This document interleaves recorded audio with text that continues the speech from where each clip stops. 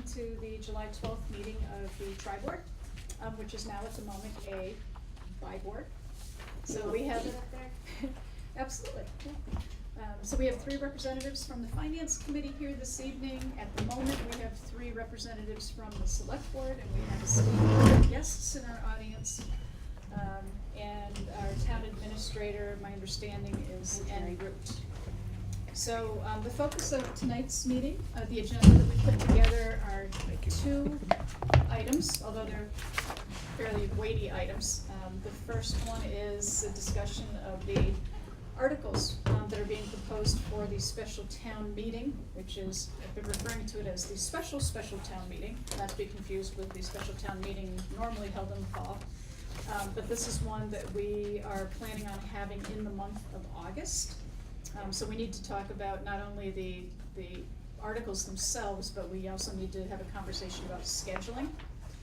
It was proposed initially that be scheduled for August 3rd, but I think that there's some fair number of opinions to the contrary on that. And then we also have on the agenda this evening for the Tri Board to discuss some additional services that we have been talking about, that we would like to see the town of Hadley normal operating budget to be expanded to accommodate information technology, resources, enhancement to public safety, specifically the fire department, revenue enhancement, capital planning, and wage study. So again, it's a lot to talk about. So I guess with that, so should we start? Can we talk about the scheduling of the warrant, or do you want to go into the individual warrant articles first and then back into the schedule? Why don't we do the schedule first so we know where we're at? Okay. So at the last meeting, just to bring everybody up to speed, when the select board voted to go ahead and have a special town meeting, the request was that it be held on August 3rd. So that was the proposal brought forward by the folks who are advocating for the building of a new senior center. And I think, we agreed to go ahead and put the meeting on the schedule, but I think there's been significant discussion on multiple fronts since then. I know that I was at a finance committee meeting when you all were talking about it. I know David Nixon and I have had a one-on-one conversation about it. I don't know about the other select board members may have had some additional thoughts. Jerry, capital planning. And I think the general concern right now is we're not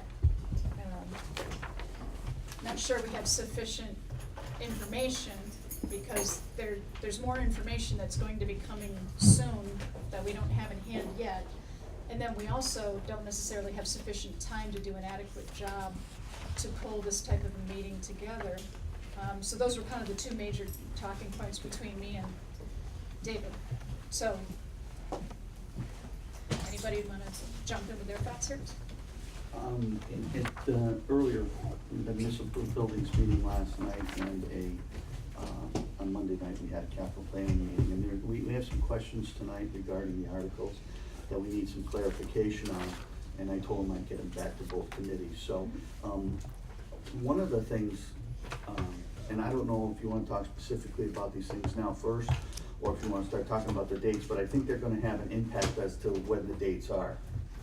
Like first and foremost, the $400,000 for the piece of property, the Hynoski piece of property in North Hadley, have we incorporated closing costs or research or any kind of other costs into that would need to be involved, I would think, to search deeds and to hire attorneys and to, in all reality, purchase that property as part of the town? And if we haven't, I think we need to rethink that number, or find out what that number is going to be, so that we include the closing costs and the rest of the costs associated with that in there.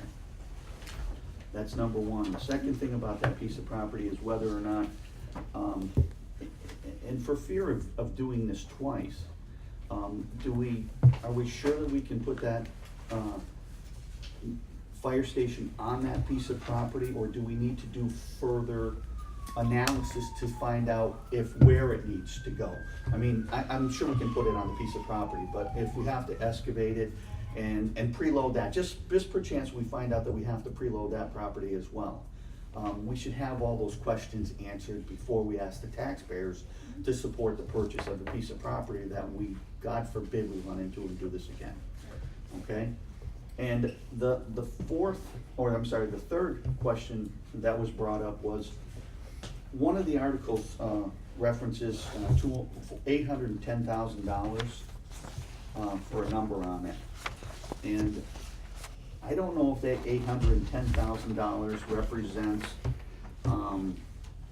the $375,000 for the preloading for the piece of property next to North Hadley Hall. And if it does, then shouldn't that come out of the number if we indeed purchase the piece of property in North Hadley? The number should be amended down.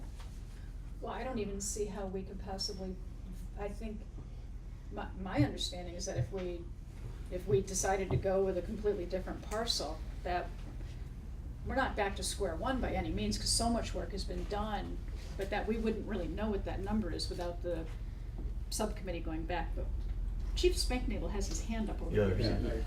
I I have some information. So Yeah. Phil was on vacation, so I know they were texting me last night. Okay. So, just for the record, so Phil is the OPM. Phil is the OPM, and a lot of folks have been on vacation. That's why the information isn't available yet. But we signed the contract today for Costa Engineering to do the borings. But on top of that, your question about where to locate it, those costs he added into this. So what I asked for from Phil, and it's up to you, but the $810,000 you're talking about is all encompassing. So that includes all the additional costs for the site work, the preloading, all the shortfalls on both site work and building, and then it also includes all the add alternates. So sprinkler in the building, an epoxy floor, and then there was one other alternate for 46 or 45,000. So the three That's- alternates that we had. But that's for the North Hadley That's for the Village Hall existing site Yeah. right now. So that 810 is all encompassing, so everything is completed with that. There's no changes to the building. But we- Okay, now, I'm No, sorry. go ahead. So should the town of Hadley decide, along with your committee, that the purchase of the piece of property in up the street be done? Yep. What is the cost at that point in time, above and beyond what was expected? I asked the same question, and Right. so it took me a while to explain this to a few of the members on the committee. Yeah. But I asked Phil, I said, Phil, people are gonna be asking, there would be a completely separate request, funding request, if the town decides to buy that. So depending on how you fund it, if you're funding the full 400,000 out of this project, you know what I mean, if you were taking that money from the North Hadley site and applying it to this, then there would be a wash of some of the site work, but I don't know what we're doing with that at that point. As far as, you would definitely have a decrease in cost, but I wanted to make sure that folks understood that while the site work may decrease, there were some overages on the building side as well. So I asked him to give me that number, and then he also put together additional fees. So where the design team is at right now with the North Hadley ball field project, what it would translate to if they started over on that Hynoski property. And he came up, he gave me a number today of $32,571. And that includes the design team, so the architect and their consultants. That's $7,820. The OPM's cost for 2 months of fees is $7,536. The borings, which we have $5,000 approved for now, came in at $56.15. However, it was $4,500 for the borings, but he added additional things that he's highly recommending we do to make sure we put the building in the right place. So that's why that cost is $56.15. And I spoke with David, that contract's been signed, and we're gonna figure out from free cash or from any money I might have left in my accounts to, if we have to cover that $615. Because we only authorized the 5. Correct, Yeah. correct. So, then it includes, he says you need to have a phase 1 thing, so they go up to make sure there's no hazardous materials on site. So a lot of the stuff you were talking about, not so much closing costs, but what we'll get in from any property in town if they wanna build on it. So the phase 1 assessment, you have to do a survey of the property, that was $10,000. and then estimator. So we had the two estimators that reviewed the total cost of the building. We have the building cost done, but they would have to estimate, reconcile the estimation for the new site for site. So it's, he really put together that, and the last part that we're still researching is we wanna give you a truly accurate number on the building costs, taking out the site work So costs. point being, we clearly don't have that in hand Correct, today. it's Yeah, gonna take more time work to do that. Done? You know, if we decide to purchase the Hynoski property, I think everything changes. In my mind, do we wanna build a $3 million substation? It's actually 3.4. Or do we wanna scale that back and put money into, the management of Center Station and staffing it properly, you know? I think it's gonna open everything up all over again, and we're back to like almost square one to get all these questions answered. But our discussion tonight, to your point, is that there is a lot of questions, and we're trying to, again, live with a time frame that I can't see us having the answers to these questions, and Right, so Certainly not the we're really third. talking one. If we're to just 4 talking articles. about purchasing the land, you know, I wasn't in favor of having a special town meeting, but we're obligated because of the time limit on purchasing that land. So I think we have to go ahead with scheduling, maybe it'll be at a later date till we get more information. I think we're lacking information on all of these articles. so let's go directly to the purchasing of the land, because that is a key. We have a time frame. It's the only time frame that we have to live within, okay? We have to know if we're gonna purchase that land, granted the right of first refusal, and have that on a ballot, and then have it as an override question. And what's our time frame available for that? That's what I need to understand, because I don't. And there might be other avenues to achieve that 400,000, borrowing it in the beginning like we talked about, Right. and things of that nature, so it's gonna take time to get all that in order too, Exactly. you know, so. David, you wanna speak to the So time to frame? answer the question, we received a notice of intent on May 18th. We have 90 days from that day, so put that at. 90 days to what? September to. No, to notify them or to have? To exercise your right of first refusal. I thought it was 120. Well, then you have 90 days after, there's 120 days, thank you Right, for first. reminding me of that. Yep. 120 days in which to exercise the right of first refusal, and then 90 days beyond that in order to complete the deal. So 120 days from May 18th is about September 18th. Which is in Yeah, okay. advance of when we had the fall town meeting scheduled. Is that to notify them or to have the override vote? To exercise your right of first refusal, so. We notify them that we would like to exercise our right of first refusal.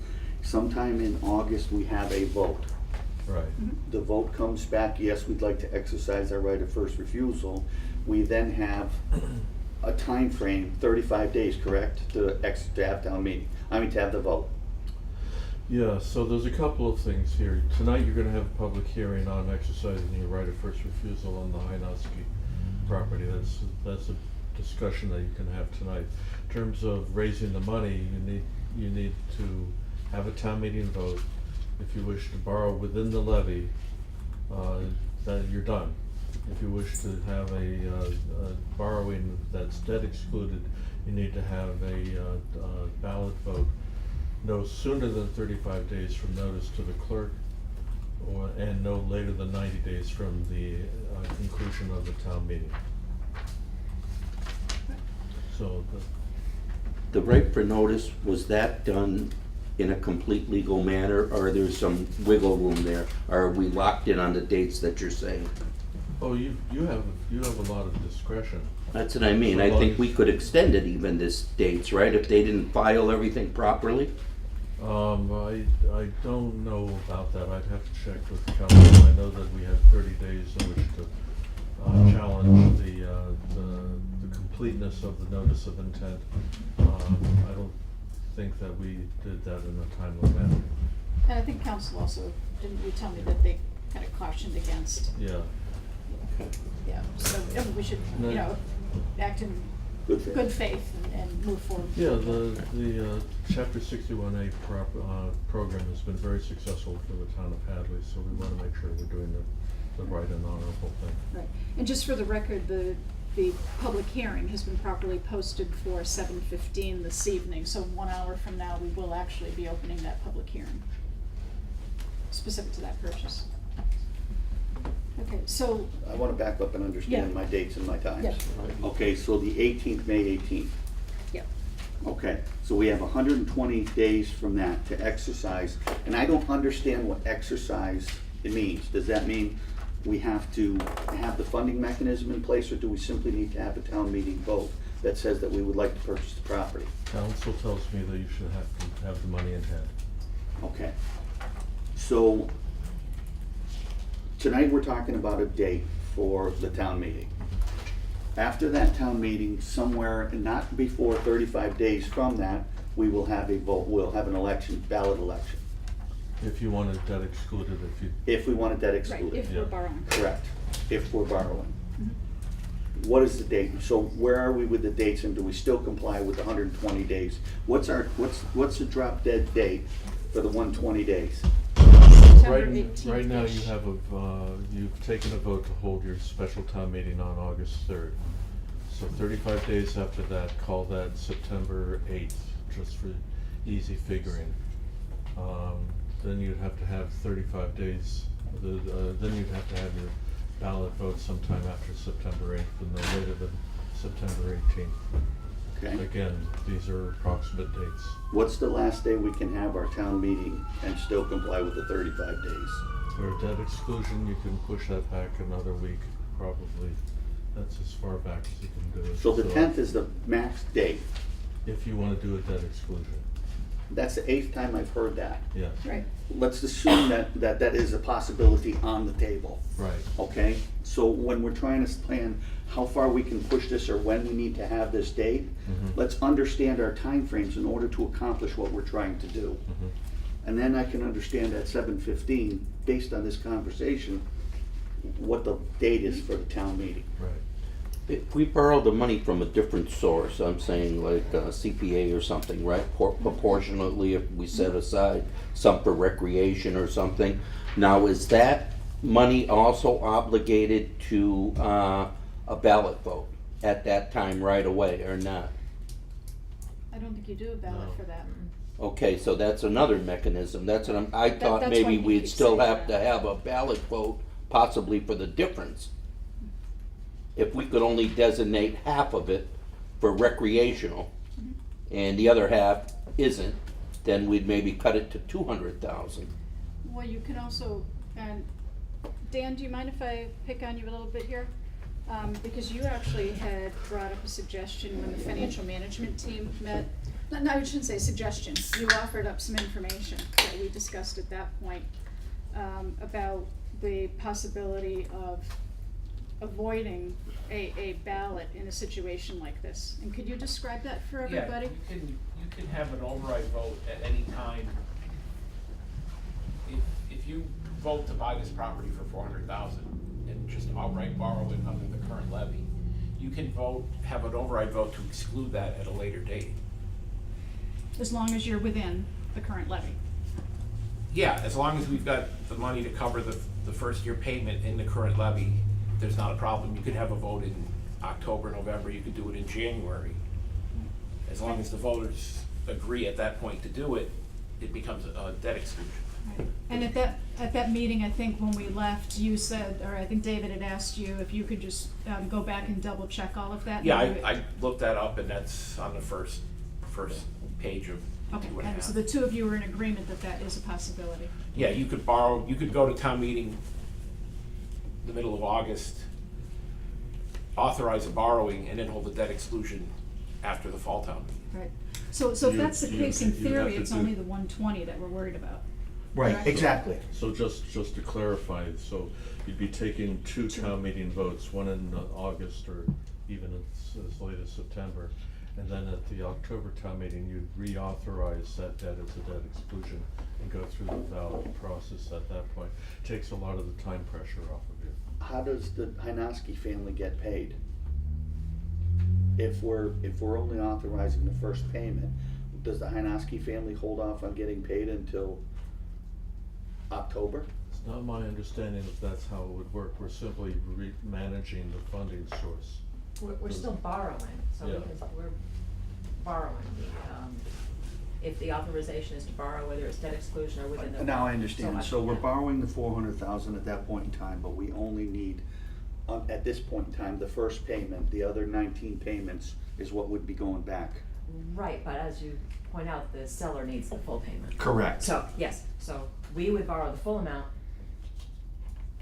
spend the money, and then yes, then we would be financing out our payments back on that borrowing would be stretched out over the 20 years. Or So no closing, an actual bona fide closing would not take place with the seller until after we had secured the town meeting vote authorizing, I mean, because again, what Dan's suggesting is again, as I understand it, so the 120 days is the 120 days. The meter started running May 18th. So Yeah. roughly we have until September 18th to actually bring this to the voters and say, do you want us to do this or not? But then thereafter, based on your suggestion, we have some luxury of flexibility in terms of, so we're not locked into a debt exclusion vote. We could buy ourselves some time, but still we have to be acting in good faith, and we're clearly not gonna close on the property until we've secured the funding. Right. So if in fact at our normal fall town meeting, we want a warrant article on there for a borrowing, and then we would follow that with a debt exclusion, that would get the job done, right? Mhm. And Anybody afraid of the second town meeting if it doesn't pass? Then you go back to the original vote. Then why do we need two? It's only how you wanna manage the money, if you wanna do it within the levy or outside of the levy. Okay. Linda? Yes, I just wanted to point out, the plan is to do a fall borrowing anyway, so we would include that 400,000 in the additional amounts we'd be borrowing in the fall. Okay, so it's not even an additional article, it's just a modification or a thought to be wrapped in. Yes, it's just a. Dan, thanks for your help with that. I think that in looking at the right of first refusal, we have 120 days to exercise the right of first refusal. I don't believe, after reviewing the changes under Muni Mod, that we actually have to close within that. We have to have a signed purchase and sale agreement with them that would be recorded at the Registry of Deeds, and then we have 90 days from the date that is recorded. So then you're just Close. really following a normal closing process, if you will. So clearly, if after the fact, the funding didn't work out, to Jerry's point, fall town meeting votes it down, then, Yeah, or the ballot question, they vote to Right. put it on the debt, that's a debt exclusion, and then the ballot fails. It would just be a normal borrowing. right. Okay, and what can we assume for other expenses? I mean, that's, like I said, we have $400,000 in there. There's other expenses which are gonna be included in the closing, which are financial numbers. Legal fees. Should we not have that number be somewhat above $400,000, whether it's $418,000, or in some way encapsulate the closing cost in that number? I'm not sure what the number would be, but I would add in a figure for closing, because you don't wanna, you have to pay them the amount that they We had could agreed. always reduce the number at town meeting but we could speculate to have enough money. And if we don't need it, we'll roll it back to what it should be. Let's just adjust the number from the $400,000 to some number above that, so that we can on town meeting floor. That makes sense. Down, as opposed to asking on town meeting floor for additional monies. So the finance committee, Tri Board, so make sure you have opportunity here. Yeah, so I understand the options we got ahead of us, so the next part of the conversation, I assume, is whether we want to do this by pushing back. I mean, because my first issue with it would be if we're committing to this property and then kind of going to the voters to ask if we can fund it through debt exclusion rather than using the levy. I don't wanna say it seems dishonest, but it almost seems as though we've committed ourselves before asking the people if they even wanna do this, right? So we have to be very careful in how we word that and how we put that, in the article. And then, obviously, there's the understanding that even if we don't get the debt exclusion, we would still be purchasing it using the levy. So then, is that something that we're committing to, or is that the next I think the discussion? taxpayer would understand because of the cost inhibited now of the North Hadley site. The upload alone is equal to purchasing 9.5 acres. This is the reason why it's changing. You know, it's no longer gonna be built on the North Hadley site. It's quite obvious, you know, because it doesn't pay to build it there anymore. And it seems like the Hynoski property is a more desirable property for the substation in addition, just because of the location. So, So is everybody, so again, right now, we're just talking about the one article that we're having the public hearing on later, but is everybody in agreement that there's more information to be garnered, and we need some time to do that? And given the fact that this is really the driving force behind having a special town meeting, then August 3rd, just in this one instance, isn't doesn't gonna work, right.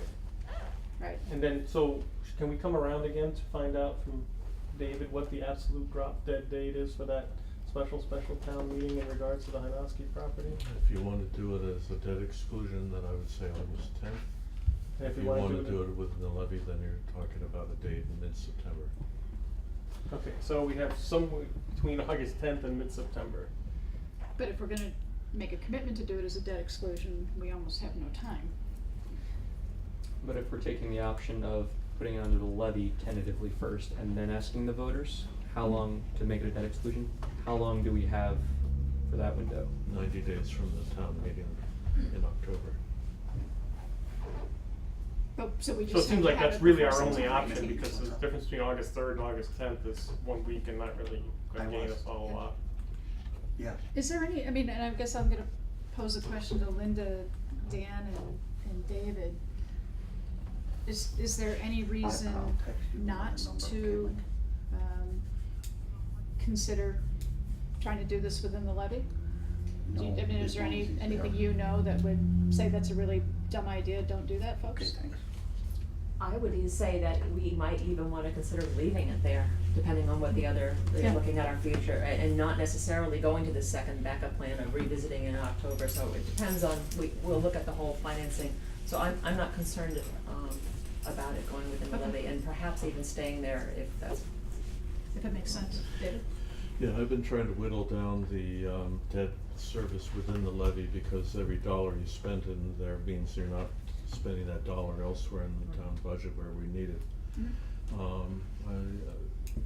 Linda says that we have enough debt service coming off within the levy to absorb the extra 20,000 or whatever it works out to be. I've always regarded that debt service within the levy as an emergency borrowing place. You know, if you need something right away and you don't have the luxury of doing a ballot vote, then having capacity within that line item gives you that flexibility in times of need. Would this use up all of our capacity and leave us with no liquidity, or would we still, even if we did this one, Linda, do you happen to know, or? Well, another factor is if we are going to work CPA into a portion of it, that's all the less that would be That's against the right, levy. yeah. So that's an unknown issue, I mean, But- I don't know how but much worst it would case bring back. scenario, But worst case. full 400 Worst goes case, on. I think we do have, we have debt coming off of that, just as we had it coming off when we were looking at the debt exclusion graph. The same thing is happening on the, within the levy side. So we can absorb it with what we are, but we're not, as David says, we're really not picking up extra. Yeah, all of your indicators for debt service are very positive Yep. right now. You're well below any kind of threshold or capacity that would require some sort of conversation from the Department of Revenue or from your banker. So you're in a very good place right there. Donald? I guess what's really bothering me, when we look at these 4 articles, we're looking at $3 million new money and $6 million new money if the library gets their grant. Now, when I look at that, and say if all this passes, what is it gonna do to our 218 and 219 budgets? What if we need more money to balance out 218? We don't know if we have enough free cash built up to even cover 218 yet. And 219 is gonna be a disaster. The school is probably gonna be close to $1 million short. You know, they used $411,000 from school choice money last year just to level fund. that's gonna double this year for 219 alone. I don't- So I think we have to look at the whole big picture here. Yeah. Slow down a little bit and buy as much time as we can to get this information on all 4 of these articles so we know what we're really talking about. I agree with what you just said, I just wanna be careful on the, Clara, and I'm sorry the school's not What here. were you gonna say this, Yeah, the school, the money that they're using from school choice, they actually had planned on using, so that's For- not. Yeah, above this and is for beyond. 218, I realize Yeah. that, but they don't have that money to level fund again for 219 because they used most of it up. Yeah, well, in they will have 218. more coming But in they get now. more They school get choice more. money coming in. But they don't have the amount of school choice students coming in like they used to. South Hadley solved their bullying problem, that's gone almost out. We're losing a lot of students to Chinese immersion, we're losing a lot of students to vocational ed, which is costing us a lot more money also. So they're gonna be confronted with a great deal of problems in their budget. Linda? Yeah, I don't disagree with what you're saying about the upcoming budget. I do just wanna correct that this is it's all new money in that it hasn't been voted yet, but the library portion was projected as part of this, as looking ahead as to what our borrowing plan would be, and it was part of, when we told the taxpayers $95. I agree. Okay. I But just right wanted- now, yeah, you got $95 factored in. Right.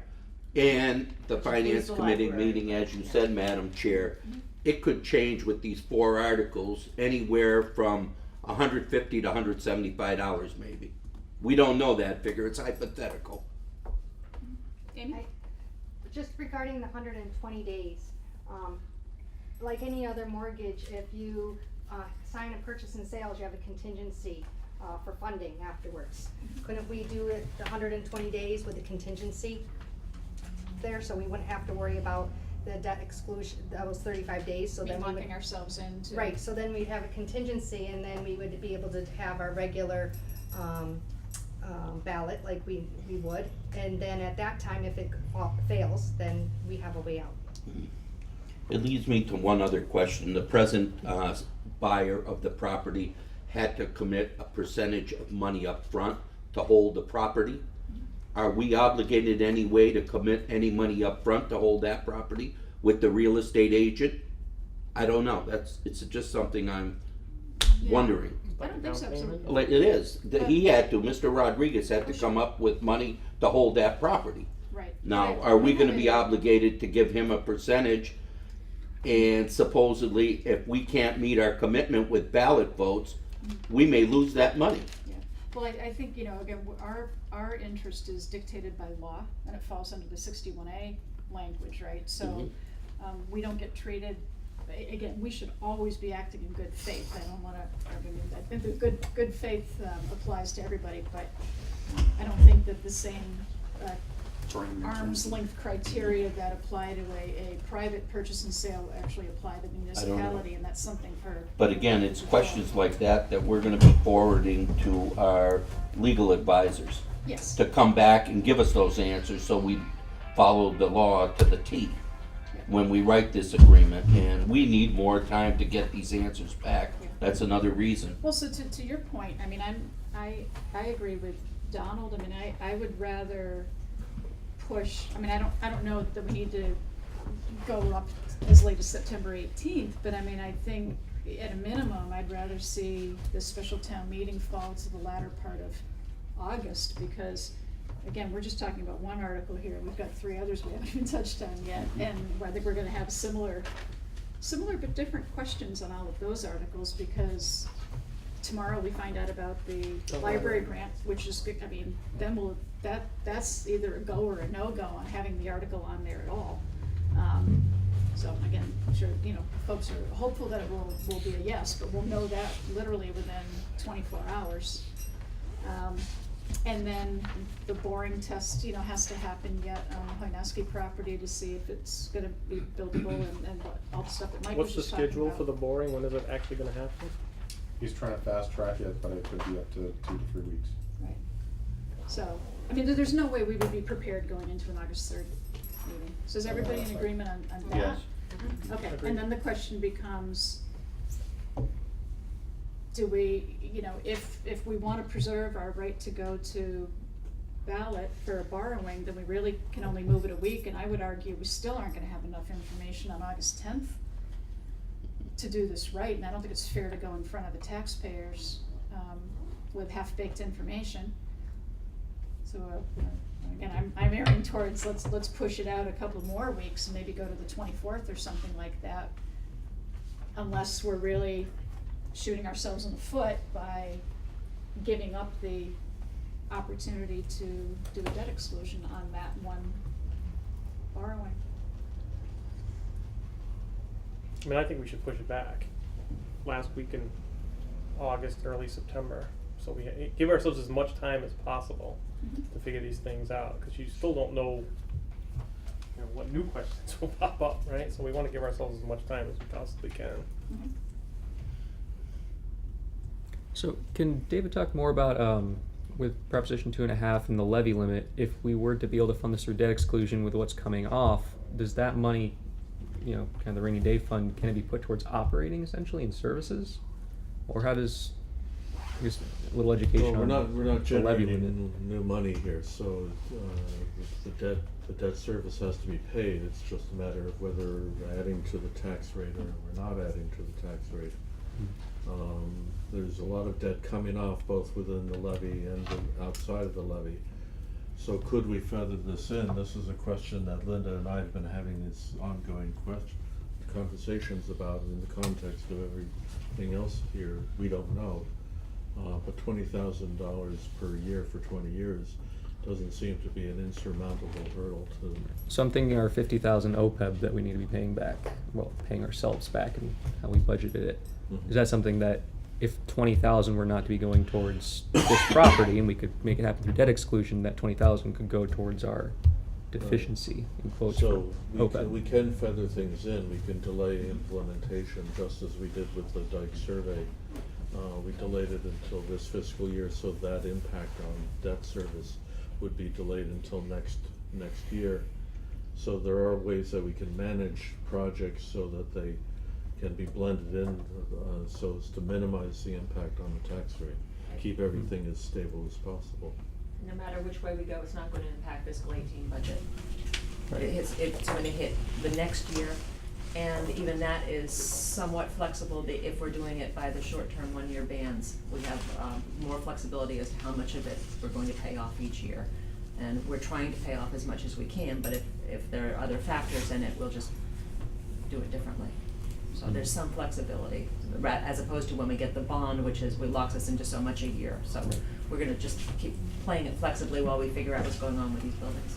And I agree with everybody here that I think, not everybody necessarily, but that if we go within the levy to start with and then ask the taxpayers later, I think it gives them the flexibility not to have it, you know, to give them the final answers to how this is going without letting this slip through our fingers, to be fair to the Hynoski family and be fiscally responsible in how we do it with the entire rest of the projects that we're trying to get done at town meeting floor. I think we need time to get these things vetted out. It seems like the best mechanism to do it.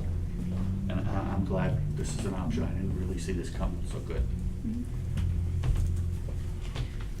So then regarding pushing the date back, I remember a few meetings ago, the senior center had spoken to why, as far as a time frame goes, they needed basically to move forward at the speed that they were trying to move forward at with this town meeting. Is there somebody could refresh my memory on why the August 3rd date was so important for the senior center? Because we would like to try and keep our activities moving forward so we can break ground before the winter real cold hits and possibly get up in frame so they could work inside. So besides seasonality, was there a further financial impact from pushing the project back? Thank you. Well, yes, it always costs more to build down the road. Sure, but above and beyond inflation and borrowing rates and Well, and there's like this summer, we've had to cut back a lot of programs because there's no air conditioning in our building, or they didn't used to be. But other than that, no thanks. Other Okay. than that, you know, we'd like to have a building that's usable as soon as possible. Sure. Thank you. Have you gotten the new test results from your new borings? Yes, they came in today, Okay. and what they found, I actually talked to the guy out there, Paul Costa, not Paul, anyway, Mr. Costa, when he was doing them, And he told me that in looking at ancient maps, there used to be a ravine that ran down the east side of the property, and you can still see remnants of that if you look at the nursery, because there's reeds and bullfrogs and wetlands over there. And he suspects that what happened was at some point that land got filled over the ravine, and the soil that you're seeing that would have to be replaced is from that. And his boring showed that it's in a very narrow line right at the back edge of that building. So the easy solution is move the building west. And they won't have to do the upload that Exactly. was required on the other Exactly. situation where it was. Yes, So that's positive. that's very very positive. good. Yes, we're pleased with that. So we need to know from the committee for the fire station then what they feel is an adequate time frame to be ready for town meeting. Well, I can tell you, I mean, maybe you can answer that question. I mean, is this property purchased based upon what comes back for the borings, or is the town interested in purchasing this regardless? Because I can tell you, like I said, he said he's gonna try and fast track it, but in the contract, it says the borings will begin on August 7th. So that's, that's still a bit of time. That's when they begin, but we just got done and I think we waited 2.5 weeks to get Right. the information back from that. Okay. So again, you're helping me because on August 7th they do it. We gotta assume probably 3 weeks from that point is when we can assume reasonable information to come back. So now we're at the end of August. Yeah. Right. As far as the earliest that we'd be able to have real information to begin to process, then to begin to process it and put it together for the taxpayers. Right. And the So- other stuff that he's looking at too, like I said, he's trying to make this a one-shot deal. Right. So, we only had 2 borings the last time. He's actually trying to review the area first, by getting the survey and all this other stuff, so we can make sure we're not missing where we should be boring. So that's the other part of it. As the fire chief, have you pinpointed an area in that 9.5 acres at this point where you would presume it would go? I was just looking at the initial information that Mr. Costa gave us at our meeting. And it looked like it was pretty close to,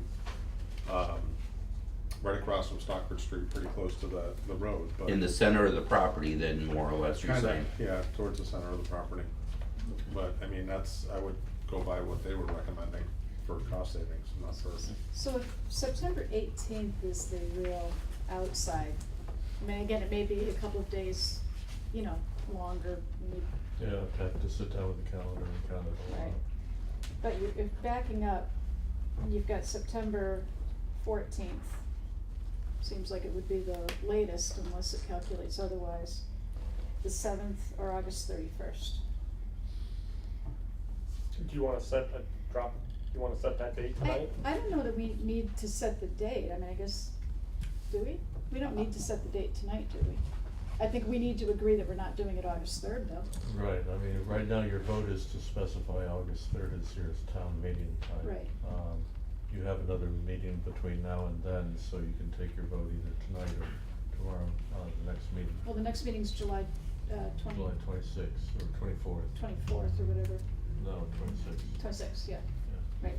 12 and 14 is, so I'm wondering if we should put this on the agenda for the 26th, and we'll have just that much more information about timing and everything, and then maybe we could. You might even have your borings back by then too. Yeah, that's, anyway, we'll know the library vote then. The library. We'll have more information. Jane? Yes, I was just going to say, if you postpone the meeting until the end of August, then you're looking at having a special fall town meeting and the vote for the override of votes that happened at the summer town meeting in rapid succession. Yep. Okay? Yeah. So, that reminds me, what is the typical, community education process for when we have, all these articles, whether it's snail mail or our website? I mean, how do we communicate with our voters all the information that they need that we're waiting on? Right, so what we just started this past year or so has been having a public information session 1 week prior.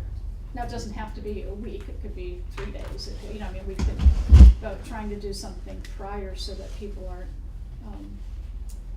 just walking in blind, and some of the feedback actually in some conversation with the folks at Hadley Media today is that they're looking at kind of the hit rate on the filming. So they went back and they looked to see, did anybody actually bother to watch the taped public information session? Because the feedback I got that night was nobody's here. And so we were hoping, well, hopefully people are watching it from home or there.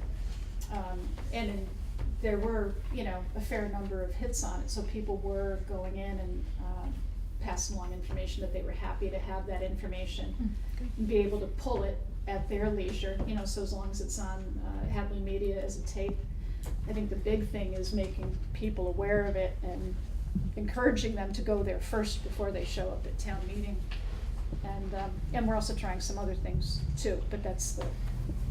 Madam Chair, I think it's our responsibility to give the taxpayer as much information as we can prior to the vote, like we did the last time with the 9 ballot questions. And that would be our purpose again, to give them as much information that we have for them to render a good decision. Right. My concern was just that we have enough time between when we get the information and when we hold the town meeting to disseminate that information. Yep. And then the other thing that, actually, I was gonna mention it tonight at the select board meeting, but now's a good time. Again, Hadley Media, in conversation with David, is again wanting to try to engage the public as much as possible, and did a kind of a trial run or maiden voyage, as they said, for a program called Hadley Here and Now, which initially they were gonna try to tape once a month.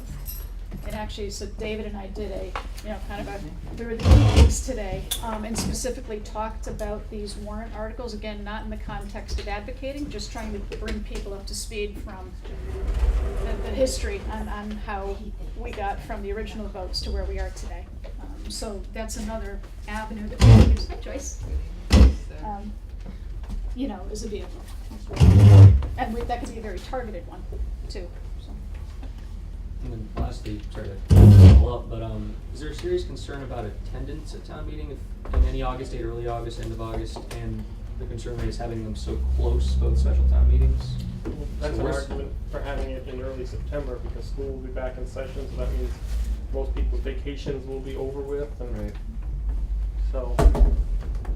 Yeah, the worst thing that would happen is that we don't actually get the turnout, and then, And we don't get the turnout, but I think, when you have a more targeted special town meeting, that actually tends to promote turnout, because people know exactly what they're coming for. Yeah. And they tend to be very passionate about these types of articles. 4 items.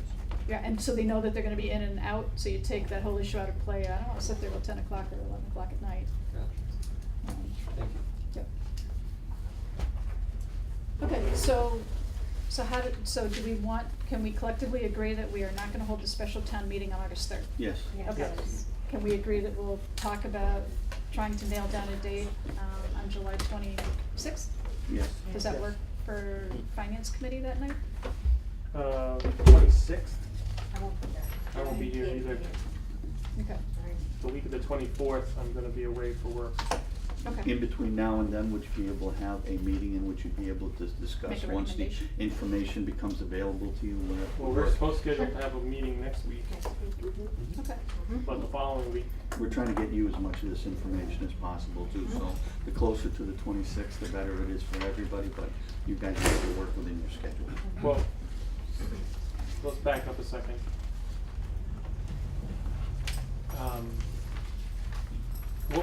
Which 26th are we talking about? Our meeting is July the 26th. 26th. It's our meeting, our next meeting. July Not 26th. town meetings, but our meeting is the 26th. Yeah, that week I'm out of town for work, so I won't be here. Any other finance committee people not gonna be here? I won't be here.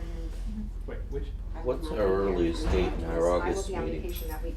Okay, I so think the first finance week. committee won't have a quorum on that. Is it No, that day. August But 2nd. we I'll be here by myself. But we could still have Say a much later, recommendation. how about Yeah. August Yeah. 2nd? Excellent. Yeah, Donald just said, we're meeting August 2nd, so we're meeting 1 week after that That's fine for Wednesday. me. So maybe that's when we put it on the agenda? Yeah. Okay, and that gives ample time for posting, so even if it wound up being August 31st, we'd still have ample time to get it posted, David? No, you need 2 weeks weeks to post it, so. Right, so we could theoretically do the 24th or the 31st at that point. Just not the 10th or the 17th. Well, it doesn't make it, I don't think we wanna do it any sooner anyways, because if he says the borings aren't getting done till the 7th, and if it takes 3 weeks, I mean, Yeah, you're already out there. Yeah, you nobody don't wanna- nobody wants to even talk about it until you have the facts. Right, so if we, So I yeah, can't we see should it put it being off any- until we get the information, there's no point in meeting if we don't have the information.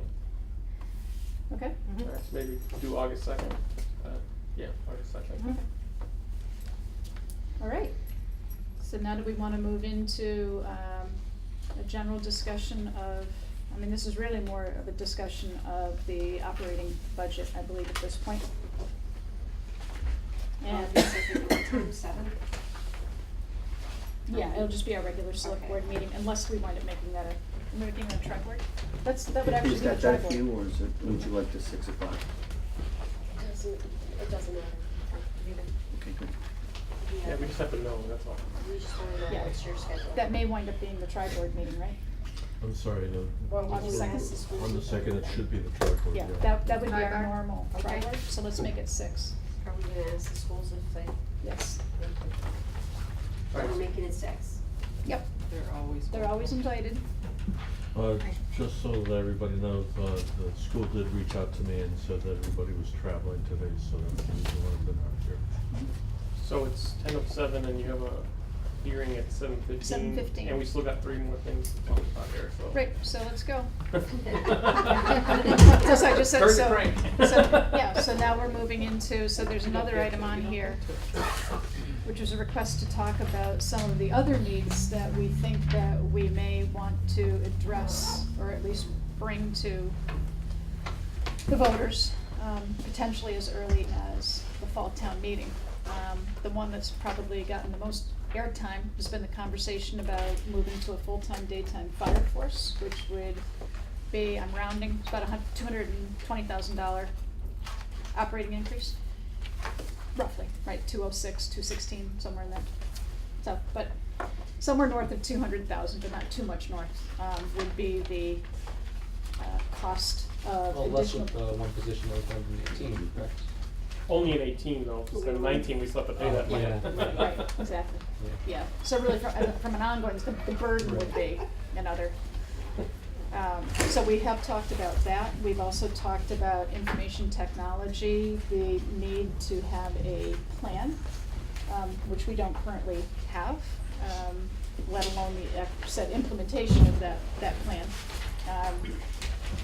Human resources, I will tell you that since we started talking about this, a fair number of town employees who've come forward that, I've spoken with directly, I'm sure other select board members hear things as well, but I think, we're not being a good employer anymore. I mean, it's, I think there are just too many things having this, distributed form of government that we have, and having a lack of a true go-to for our folks it's just not making it a great work environment, and that's not something that we can continue to allow to go unattended or let slip. So clearly we need to have a human resource plan as well.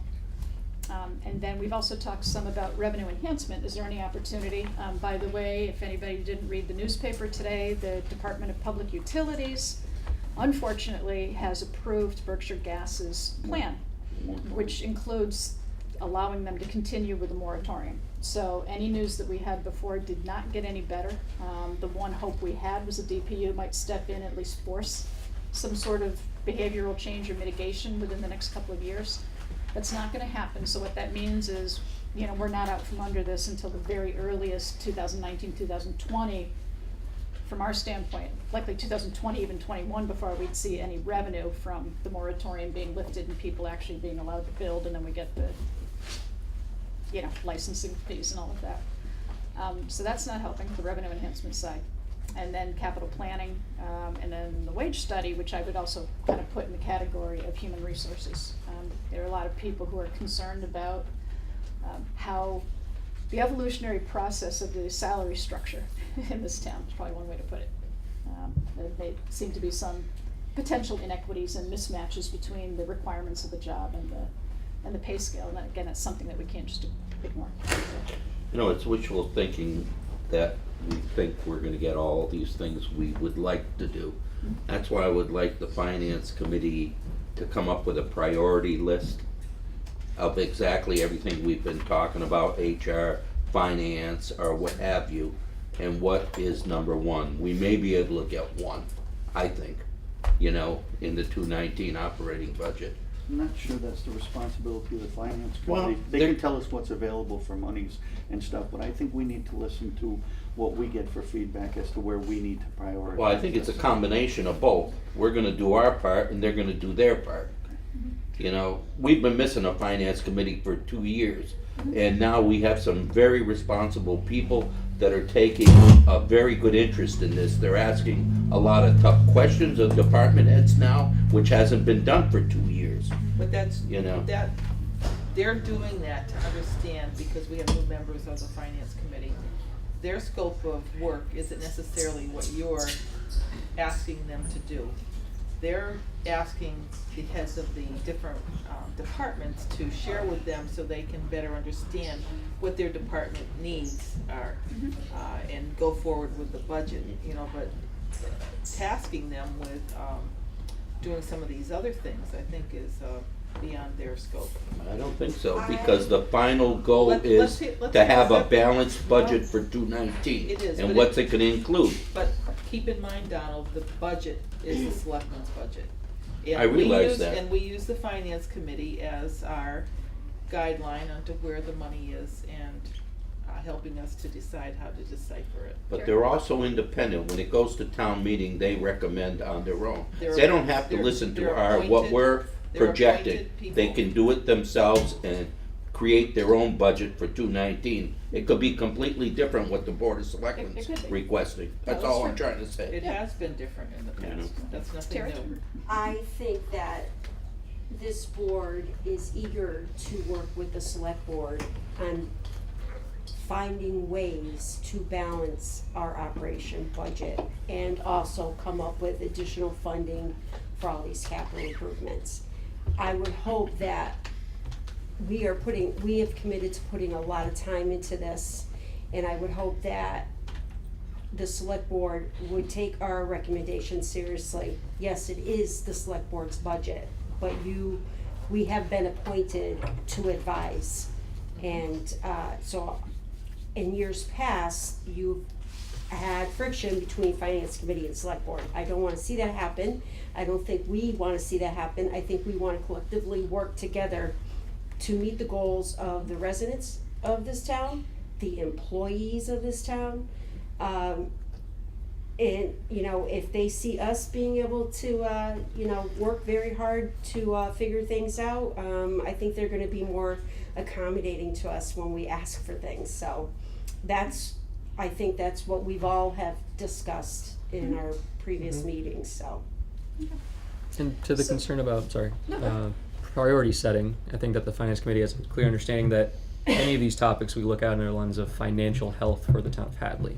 So if we were to prioritize public safety or prioritize IT, for example, it would be with the understanding that if we push this off much longer, there's gonna be a serious impact to the town in the years to come. So of course, while we would, look to you as the will of the people, in essence, we look at this strictly financially. And we do look at you for advice, absolutely.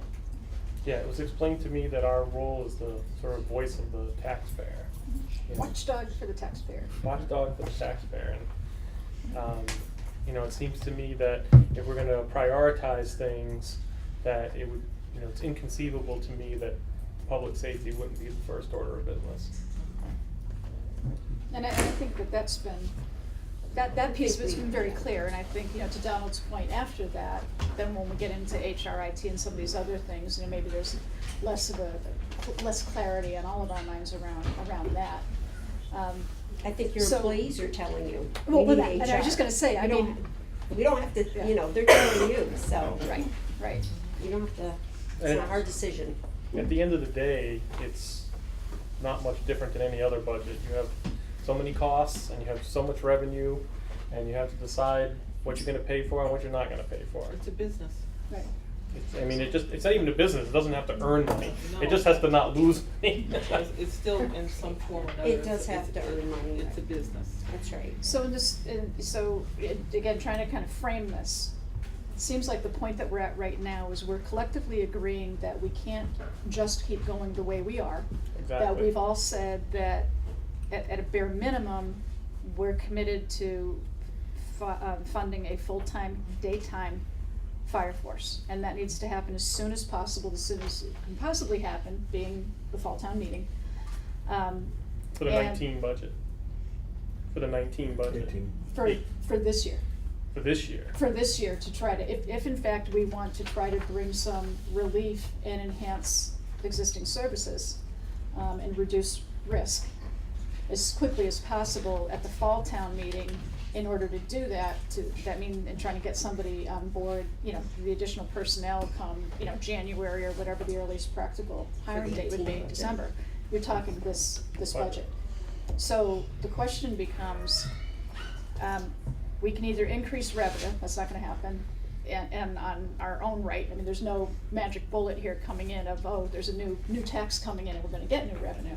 So the only way we can increase revenue is we are talking about an override, and then I immediately question, do we really have time to get that done by the fall? But, and if you're gonna do an override, do you do it just as a one-off for the fire department and then potentially wind up coming back for some of these other things we're talking about? So again, trying to be practical here, what does that look like, and could we even get our arms wrapped around that and get it done?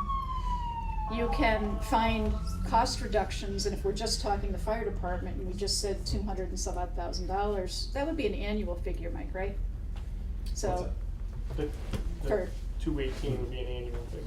yeah, so if you're talking a half year, you're talking, so could we find $100,000 of cost reductions to allow that funding to take place with town meeting approval within the calendar year, but then you better be offering them the longer term solution, because you're not gonna bring people on and turn around and lay them off.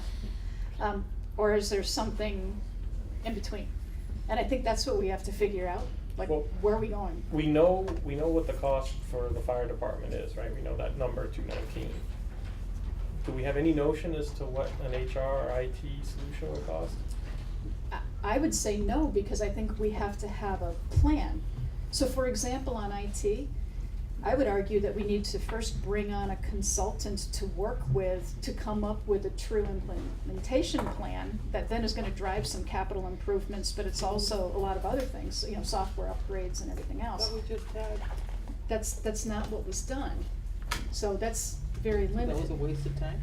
No, it wasn't at all. As a matter of fact, it wasn't a waste of time, because the money that we spent there screamed the fact that this is a problem, and up until then, we didn't necessarily have that sense of urgency, so I would The argue no. difference in my mind, Madam Chair, is creating new positions versus, fire department personnel. We put all our eggs in one basket hoping we got the SAFER grant. When we lost it, it changed everything. We didn't provide a mechanism to fund personnel. We went ahead with the substation thinking that we're gonna have the grant money to augment the center station. When that didn't happen, we had to, I think that's why it opens up everything now again, to decide how this money's gonna be spent in the future. What is our priority, having full-time staff in center station, or even building the north station first? What is a priority item? I think having the staffing in center station, with the personnel to cover the citizens in this town and their property is priority one. But then Now- again, so if we're all in agreement on that point, are we saying that we want to address that issue at fall town meeting, and if so, how are we gonna address it? And again, I think I just laid out, there's only a finite number of possibilities here, so what direction do people wanna go in? Do we wanna spend our time and just talk about revenue enhancement? Do we wanna spend time looking for potential cost reduction to, or reallocation, isn't that the nicer word? Yes. Reallocation of resources towards the fire department, which may mean other people are not gonna be happy. I think that at our last finance committee meeting, we had 2 or 3 items on the agenda. Yeah. When we started to look at different departments and what changes might or might not happen, or could happen to, how could you restructure it to, I think was the term, right, Tom, that we needed to use?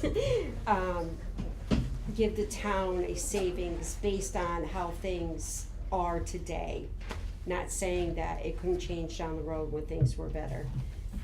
So that was, touched on about, I think we asked about insurances, which was another thing that, you know, percentages of what the town pays versus employees, who gets the insurances, who doesn't. Part-time elected officials. Part-time elected We're still collecting. officials. There's a small number, but it's a big Yeah, and then expense. we talked about looking, you know, when you created the DPW and looking at what could be umbrellaed under the DPW.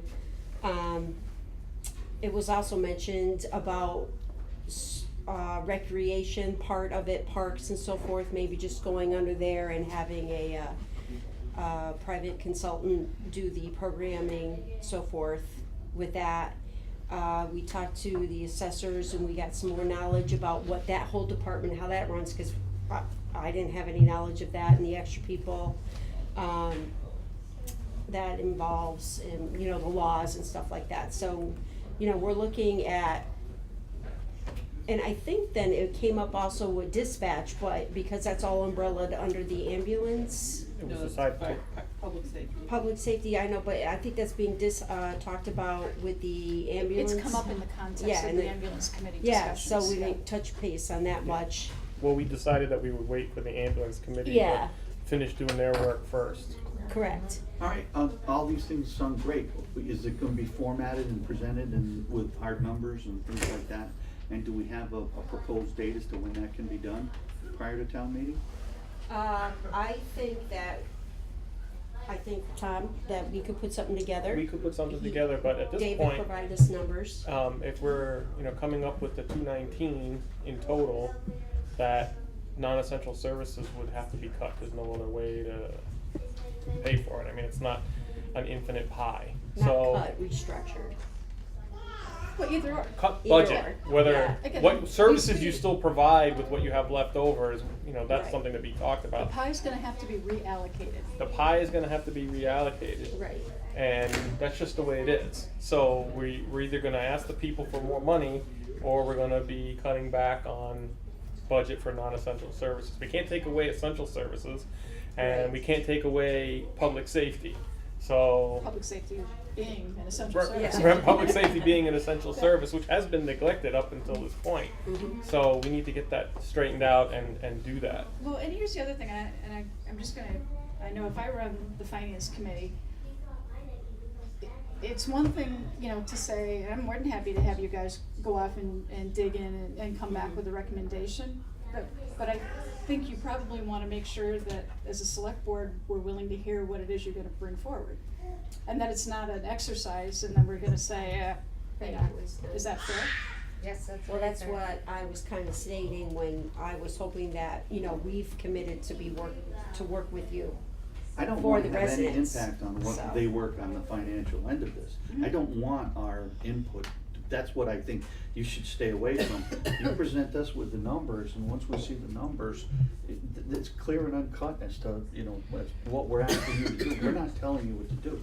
You're presenting us with figures, it's what we have for options available to us. Right, And so I you're don't willing want- to hear them. I'm You're willing to hear them. Yeah. That's what. Yeah, so I guess Unvarnished. we need to get with you, David, and find out, first of all, are you available for our next meeting next week? It looks like I will be. Okay, so that's gonna be our topic for next Wednesday. And then we could Next come Thursday, back with rather. some numbers to their August 2nd, right, Yes, meeting yeah. There's on a those lot, we had a items. lot of questions, what was mandated, what we had to do, what was Right. law, and what was, you know, just a preference. And I Well, think that's yeah. what David would help you with. Right, Right, that's what, and we're he gonna has sit at been. this table next week and Right. go through that. And Donald and Joyce, how do you guys feel about them doing that work? Entertain it? Yeah, we're, That I suggested in the beginning. we're going through, I you know, want we're them gonna to talk be to all the independent. departments. And that's all, Not just you know, I'm not 1, 2, dictating, or 3 of this them. board isn't dictating to them at all. Version of the budget that's department by department, but not broken out into every paper clip. You know what I mean? and then. So we're gonna go we can from put that there. together next week and then bring it to you on your August 2nd meeting. So there's Oh, still the, start of it. It's not gonna be the whole thing. so there's still the conversation, because with all that work being done, Mhm. it'll still be a tall order just to get to public safety, just to hit that 220 number. And I'm skeptical personally that we'll be able to reach it, at least in a timely manner, with restructuring or cuts or however you want to phrase it. So in the question of IT and HR and the override, I think whether you want to call it Plan A and Plan B or just parallel plans, we need to have, again, we're having education, I think somewhat soon, you know, refresh my memory on when we're going to learn about our override options. I'd like to start the idea at public safety, HR, and IT, all in an override for town meeting in the fall. Well, I don't think And that's then- even possible because we have no idea what IT But, and HR are gonna and cover. then we start with that and we say there's no way that we can get the IT consult in time and, you know, the implementation plan in time, so we have to drop IT. So at least do the legwork though to figure out what is it we're actually looking for. Right. Right. So I think maybe while you guys are doing that, I can work with you and then we can figure out who of us can pitch in with town personnel to figure out how to get as much information as possible on what HR and IT would look like. Yeah. Because I Is that think this good? is a matrix when we're done. I Yeah. think the school can be responsible for part of the HR as Yeah, well. share it. And we Yes. can, and maybe some of the IT as well. So, but at least the taxpayers, I think, would appreciate the fact that we went out to try to see what we can do Well, I internally think and what we Joan need and to do Linda can externally. be a Right. big help to what the scope of an HR person would be. Absolutely. So I mean, and they've been Yep. forthcoming with, what's needed, you know, for that person, so. Yep. I'm sure they'd be more than happy to. And I'm all for the Get shared. it going. Shared duties is definitely a positive thing. Yes. So it's gotta be Absolutely. town-wide. Okay, You so. can't get around that. Right. So we've got a hearing scheduled in 5 minutes, and I wanted to try to, we also have an awful lot of other people in the hallway that aren't here just for the hearing, so Good maybe we idea. could move this along a little bit. So is everybody comfortable with where we're going from this point? Yes, Move David? on. Yeah, just another topic of business before the finance committee leaves. We did put together the year-end transfers. Some of them were very small, about $100, some of them were larger, about $6,000. I sent that out by email. If you could take a vote tonight to approve those, that would be great. Is that something we have to do right this minute before we, No, we can go actually downstairs and do You can that. go downstairs and. well, but I don't wanna not participate in what happens up here. Okay. We're gonna be going into some of the consent agenda items, so that's not gonna take you very long. There'll be nothing meaty. I'm For sure 15 within the next minutes. 5 minutes. It's gonna be a quick vote. Okay. After all the transfers, what's left in the We'll go reserve through those account? in a minute. Are you gonna come back and give us that Yeah. info? Yeah. Okay. About Because I- $30,000. About 30,000? Yeah. Okay. All right, thank you. Good talk, good talk. Thank you. Thank All you. right. No transfers from reserve, it's all line So we're by gonna line move transfer. right into our regularly scheduled select board meeting. This evening we Why don't you have, come and tell us that? we have a very full agenda tonight. So, normally we have time for public comment. I don't think we're gonna have that tonight. If anybody's here for public comment. I'm sorry, what's that? Public comment, are you here for that or are you here for the hearing? I'm here for my hearing. The hearing? Okay, all right, good. So, if we don't have anybody here for public comment, we're gonna move into the hearing on, a potential land purchase, in about 5 minutes. But before we do that, let's go right to the consent agenda. And the consent agenda, we have, several warrants. I'm not gonna read them all off, just trust me, there's several warrants. We have a police department policy request, we have police department appointments. We have a resignation from the municipal building committee and the North Hadley Village Hall Fire Building Committee, that was submitted by Willie Danlico. So I certainly wanna thank Willie for his service on the committees, for the time he spent. We have a one-day liquor license for wine tasting for the Friends of the Council on Aging on October 12th. We have the awarding of a bid for routine electrical maintenance to AMP Electric. We also have a bid award for plumbing and gas maintenance to Richard Watling Plumbing and Heating. We have transfers that were, That were sent out by email just this afternoon. okay, so a couple of transfers for the FY17 budget.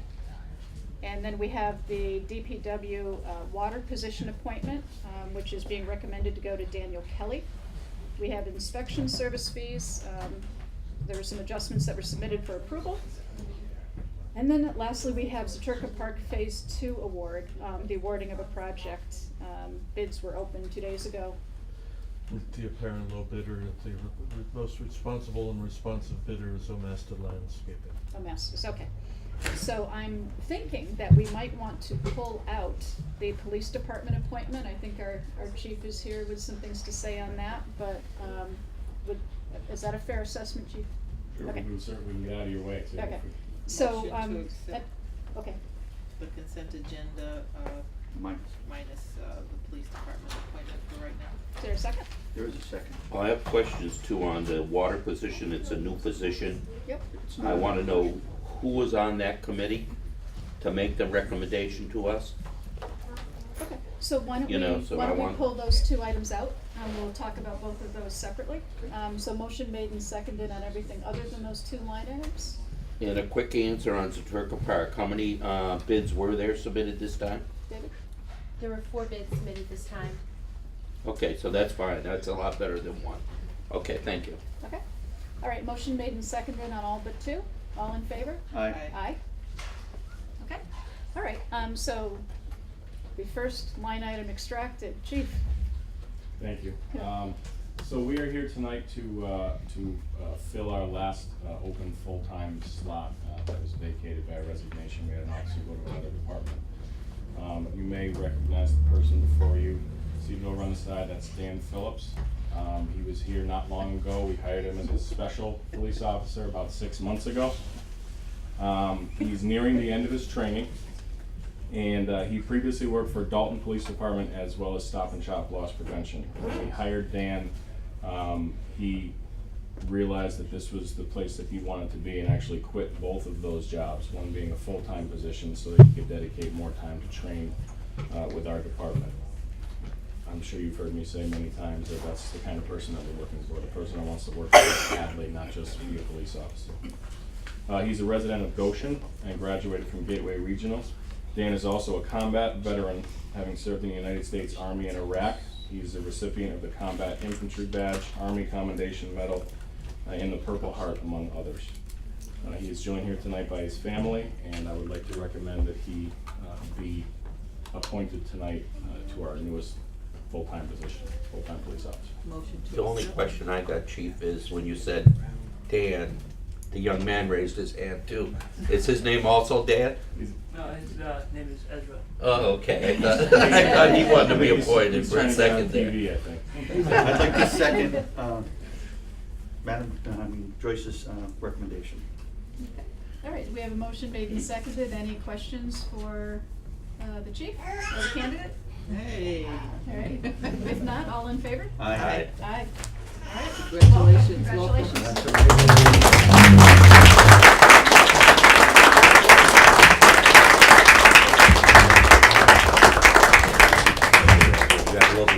Thank you.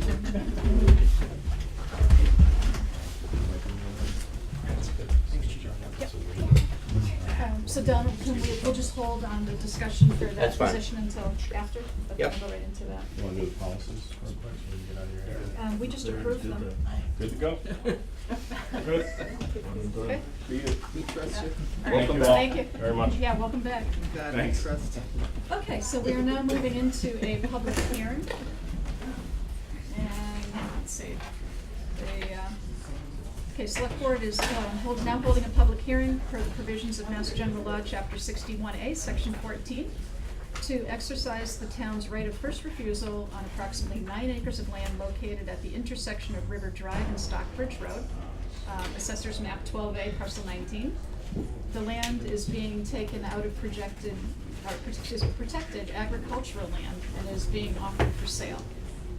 The town has the right of first refusal and may exercise that right after a public hearing, which is what we're hearing now, and within 120 days of the notice of intention to sell, which I believe was tendered to us on May 18th. So with that said, we'll open the hearing. Any public comments? First, we want to know what actually is happening. Can we have some information? We hear so many rumors, and I live across the road, and people stop and they're telling me all about Endangered Species Act, and they're telling me if you have a park next to the old school in a historic district, that there probably some law that says you can't change that. They're telling me all sorts of things, so I want the truth. Okay. Well, it is Hadley. You We can't always say have right lots of place, as you. information. Yeah. That's why I came. So it sounds like some of that information is related to the North Hadley Village Hall property, not the 9-acre parcel, is that correct? Right, but it affects it because if you can't build there, then you have to take some alternatives. Okay. So, want to just recap Yeah, so it kind of? sounds like a big picture. Right. Well, maybe we might wanna paint the picture a little bit here, with, Right. starting with the fire management study of 2012. Oh, Jesus. Well, we're I don't know if we going know about backward. that. I don't know if Back But that yeah, I mean, I think. You're looking for the highlights, right? Not Right. since 1659, right? Right, All I right, got it okay. at 5:30 Let's this tweak this a morning. little bit. Right. So the highlights are, I mean, as you know, that the North Hadley Village Hall was put up for sale, and then the recommendation was made, was voted on town meeting floor to position a North Hadley substation, fire substation, on the lot adjacent to North Hadley Hall.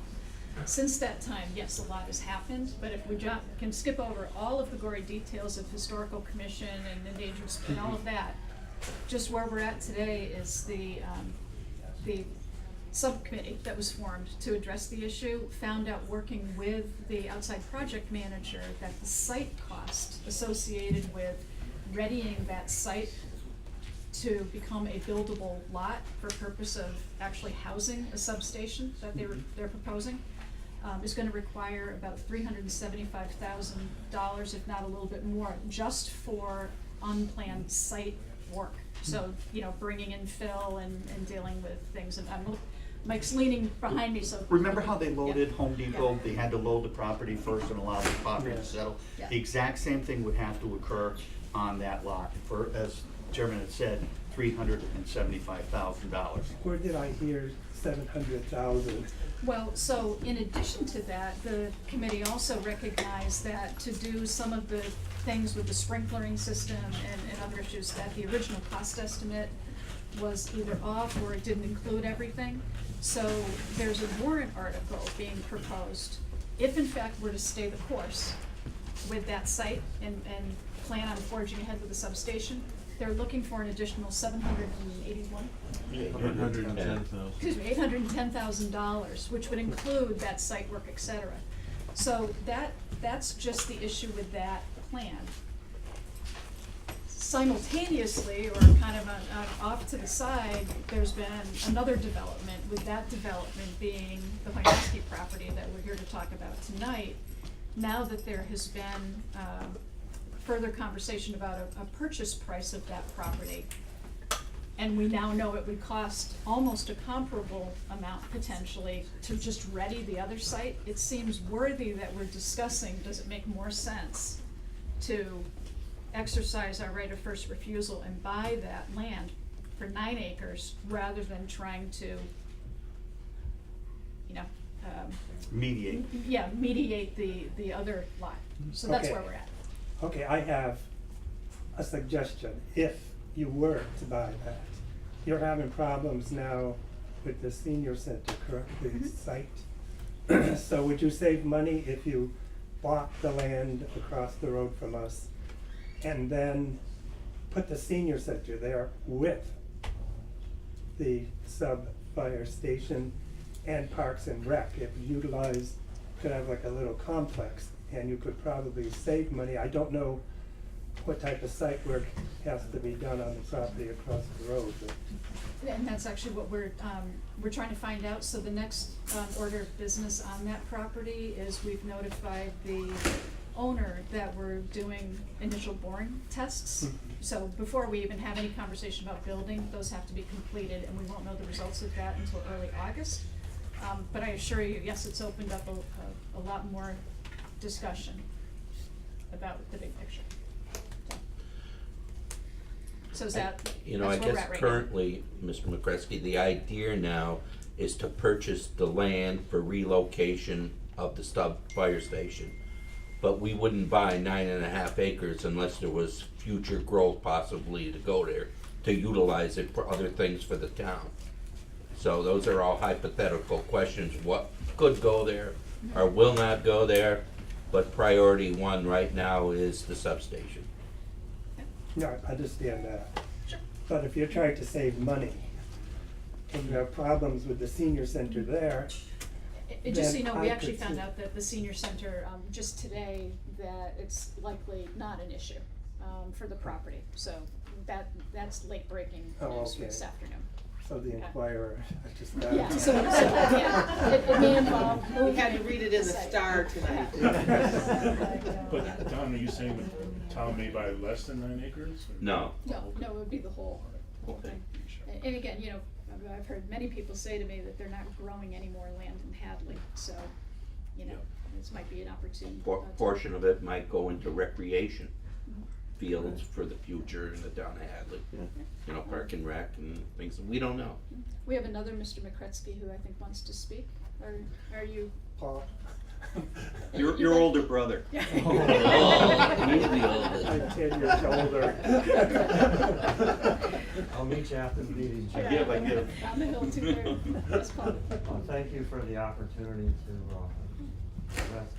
allow us to address the concerns that we have over this endeavor. My initial thoughts are I am supportive of this endeavor to bring a station up to our end of town. And I have a few questions, or I hope that there are things that would be considered by all the decision makers in this process. The first is the station itself. And I know I did meet with the fire chief, we had a private meeting, but I did talk to my brother and to Carla about this. We are the 3 only direct abutters to this parcel that actually reside there. There are 2 other abutters, but they have land and they don't actually reside directly abutting the property. But the first thing is the actual design of the building, the style. I hope that when this is put up, that consideration would be given, that it be tastefully designed and that it would fit in with the character of the homes in that whole neighborhood there. Because I think all of us in this room realize that is one of the nicest remaining open pieces of property in the town of Hadley. You know, I think we all have to. Did you see the schematic drawings? Did you have them, Mike, at the office? And you I did see them? I did take a look at them and they seem to be satisfactory. I just hope that that actually comes through. I guess in the final product, but it's no different than the other site because the historical district starts at Stockbridge Road and goes south. And North Hadley Center was in the historical district. So when it comes to building the building like the other site, we had to adhere to the historical commission's request. This building would be the same way, would fit in the historical district. that's nice to hear that. We didn't want a metal container that was. You don't want with- a Morton Right. building tossed No. out there. We don't want a steel box. A pod sticking in the field. No steel box. What's the nice front doors? No, Oh. no garage, open air. And then the other question I had was concerning the actual placement of the building on that parcel. I don't know We don't if know yet. anything has been discussed. Is there a preference? I think, and I can't speak for everyone else, the other 2, but I think we're all kind of in agreement that if it were more central in the parcel, that it's not directly abutted either my place or Carla's place. So more like at the end of Stockbridge Road? Right. I Oh, think okay. There might be. Well, you can have it. Well, you do recognize that one of the first and foremost, it will be, you know, there's gonna be a recommendation on what portion of that 9 acres, is suitable for housing infrastructure. And then it's gonna be function. I'm sure the police chief is gonna wanna make sure that it's a functional turnaround and easy access in and out. But then thirdly, we're also gonna wanna maximize the use of, if in fact we have 9 acres of land, we have to take that into account too for possible future use, even if we don't have a plan today. So if all of those things have the building be smack in the middle, that would be good, but it might not quite work out that way. Not smack in the middle, but away from the property. Yeah, What I would like. but not, I understand what you're saying, you don't wanna like right, you know, 30 feet away. from your driveway, yeah. Well, I really don't. Unless want my it- house is burning. I wouldn't want it directly across from me, but it can start at the end of the house or even go a little ways in it. And let's say have the bays towards the field, so when you come out, I'm not getting all this light at 2 o'clock in the morning or whatever. I think what's gonna dictate a lot there, the present trucks in the North Station, a multitude of their runs don't go south. They leave and come north and go to Stockbridge Street because it's the easiest route to Route 9, the malls, Evergreen, the elderly housing. And I think that's gonna continue, and how they set up the station would be attributed to the use of Stockbridge Road. There'll be lights and things of that nature, no doubt there, to allow the trucks easy access out. We don't object to that at all, not at all. Okay, and I think there'll be, additional opportunity, Mike, is that fair, you know, assuming that, and again, if we in fact go down this path, your committee will continue to work on site situation and you'll have public input to that? Yes. Yeah, okay, so you'll have more opportunity to talk to that. Okay. That was the plan originally, to have everybody weigh in on that. Okay. And how Yes, sir. about, Oh, I know I'm monopolizing, one more Okay. question. Yep. This is a pretty good sized chunk of land, and I know the station's gonna go in first. And you guys are already talking a little bit about future uses. However, in the immediate, what would be the plans for the residual property? Would you continue to rent it out to the farmer and let them work the back land until it's used for other purposes, or? That would be your preference? Yeah, I mean, we certainly aren't gonna be in a position to do anything other than the substation anytime soon, so I'm sure we'll wanna, again, if we acquire the land, we'll wanna maximize the benefit, and that's gonna be a logical And place to go. that's actually not a topic that's been brought up before, but if the land can make money by being rented out, Why wouldn't you? yeah. Yeah, again, as long as it's within, okay, just before Carla, gentleman here. Thank you. My name is David Burson. I'm an attorney with Bacon Wilson. I'm here on behalf of the Hoynoskis. Okay. Just a few questions. I don't know if it's easier for me to stand. A few small things, just comments with respect to the actual 61A law, and at least with respect to my interpretation of it. And I may be incorrect, and feel free to correct me.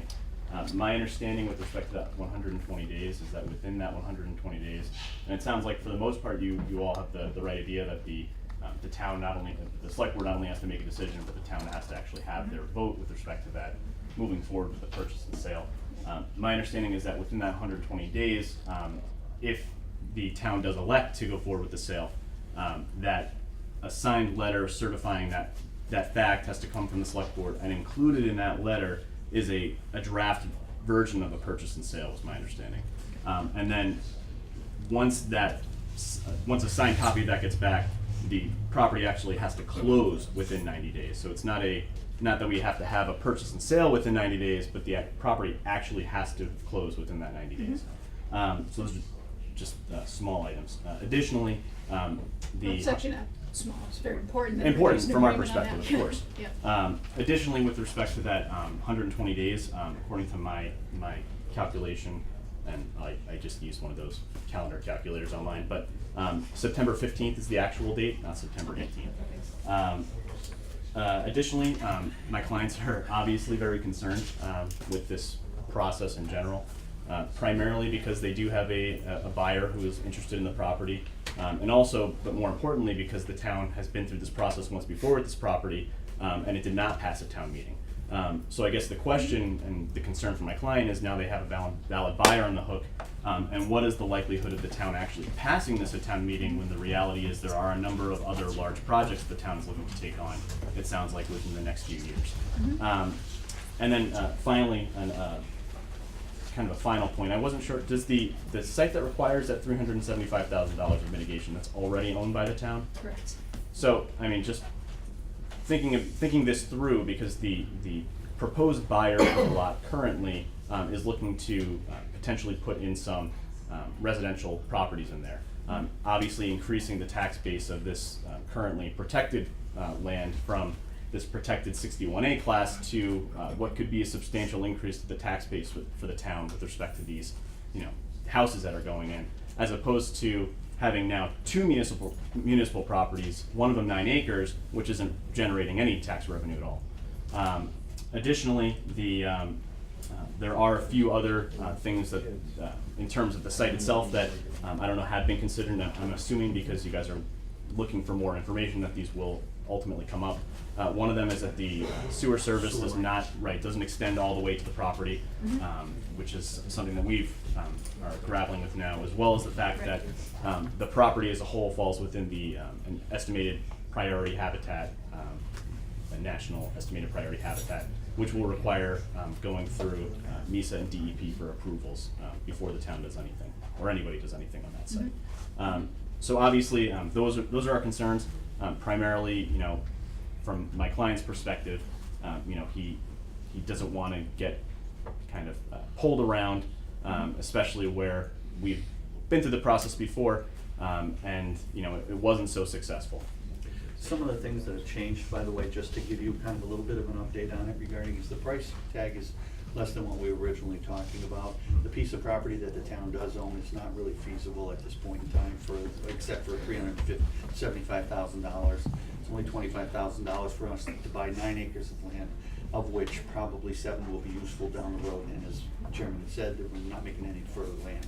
So a lot of the things that came into play originally with the property not being as adaptable is the fact that the other ones become highly unadaptable. So that really makes yours a lot better for us. Okay?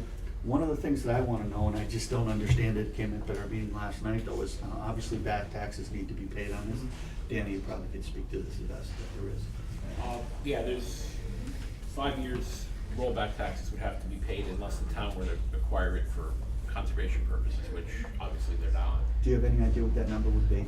It's probably gonna be between somewhere around 13,000. And with that $13,000, just on the outside of this too, and we were talking about rolling the 400 and making it a little bit larger in order to be able to accommodate that money. Maybe the $13,000 would be the cost to process the land. Yeah, that 13,000 would go into the general fund. They'd have to take it out. But you're saying it's a ballpark. As a discussion on town meeting floor. Right, to Okay. let them know that the Right. money coming. Okay, thank you. Carla? Yeah, I was also wondering, that's a big piece of property for the town to buy. And if they would consider, selling 30 to 60 foot, from the road to the back of, to me, abutting my property for privacy and for, extension of a horse pasture. I mean, that extra money could be used towards their building of whatever they wanna build. But, I mean, it's not that much that I would ask for, but it would give me. I don't think it's off the table, I just think it's our first. Yeah, I just wanna resolve put that out, so so But it's she's just out putting It's it a out. thought process, Yeah, absolutely. so it's Madam out Chair? there, the idea. Okay. Just so the attorney could be put at ease, this isn't our first time doing this. About 20 years ago, we were looking for 17.5 acres of 61A to build a new elementary school and safety complex. So we've gone through the whole process. We acted in good faith and purchased the property in the end. We intend to do the same with this property if it's the will of the voters.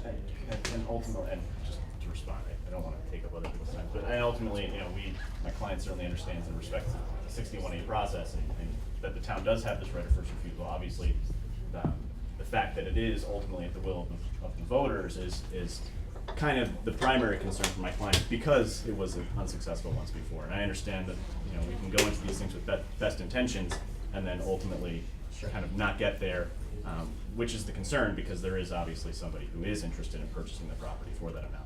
I think the first time around, it didn't have the support of all the boards in town. This way, it's completely different. The finance committee, the select board, the capital planning committee is pretty much putting their stamp of, the building committee is putting their stamp of approval on it this time. It didn't have that last time. And again, it's I'd like clearly to the rebut intent of that statement. I'm Brad Spry, I'm the agent representing Kondoiskis from Caldwell Banker. We had a 4-to-1 vote from the select board and a 6-0 vote from the Municipal Building Commission when we responded to the RFP more than a year ago when it went to town warrant last, was it April? And it was overwhelmingly voted down by the town on the floor. 80-20, would that be a fair assessment by people's recollection? Yes, and to put that in context though, what happened on town meeting floor was the votes that were taken were they were in favor of putting the warrant article out there, thinking that there would be sufficient time to come up with a game plan for the property.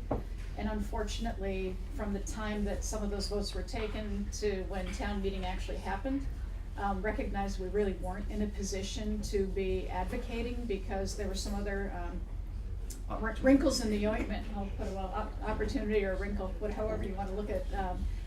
There were other things that came into play, and I think there's far more clarity today on where we're heading than where we were back then. So I appreciate where you're coming from. I'm just saying that was a misleading statement by saying that the town committees weren't behind the project then when they clearly were. I was a no vote. Yeah, I was a no vote, and I think the municipal building committee was split on it, and they were the ones who actually presented the article, so. Just one more question, and this is just a question. The meeting held before the public hearing, is my understanding it's July 26th, you guys are coming back here to hear this again, this same proposal?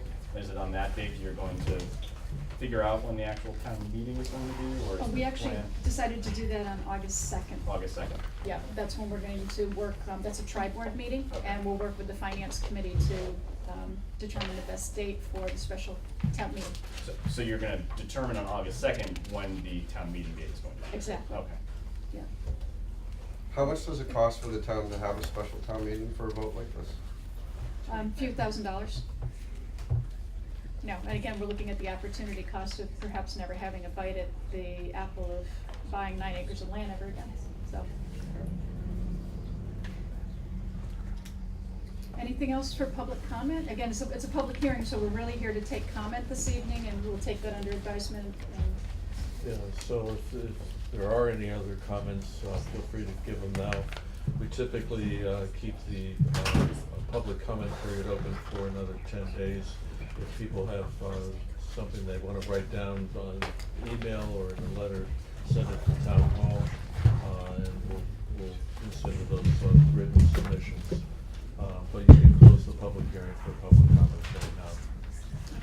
There is an historic tobacco barn on the property. Will that be kept in, or would the town have to maintain it, or would it probably get knocked down? Do you want it? See, yes.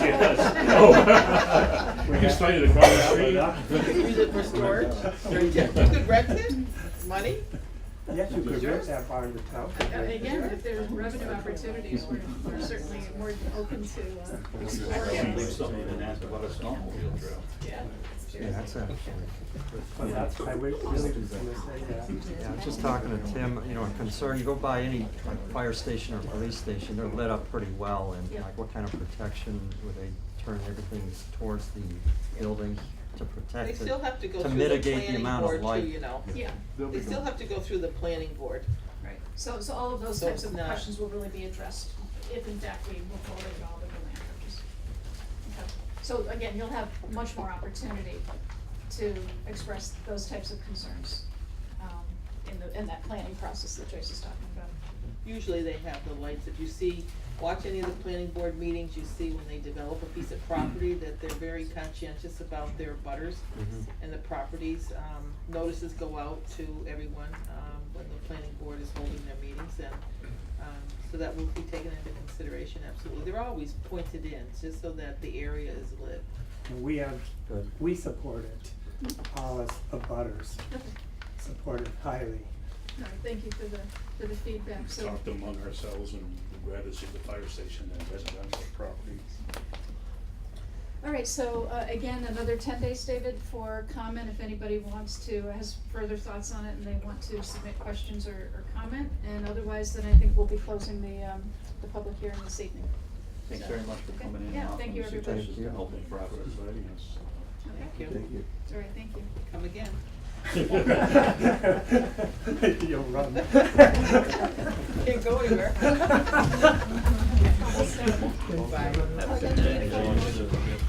Okay. So we can make a motion to close the public hearing regarding the finance. Second. Motion made and seconded, all in favor? Aye. Aye. Okay, thank you. Okay, so apologies to Park and Rec.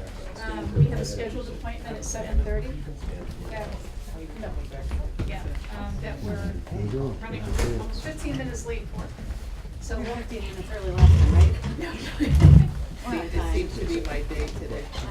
Okay, so this is a continuation of a discussion that started a couple of weeks back with the Park and Rec commissioners and then also our current acting Park and Rec coordinator.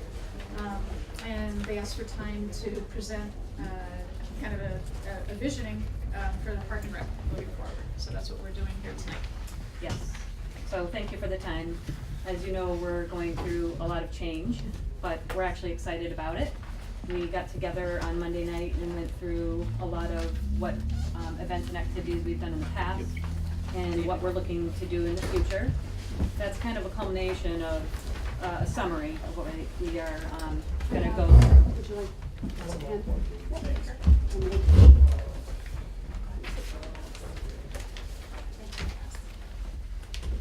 So with that said, Melissa Aloisi, our acting interim, is going to present that. Can I stand? I'm a stander. Sure. Okay.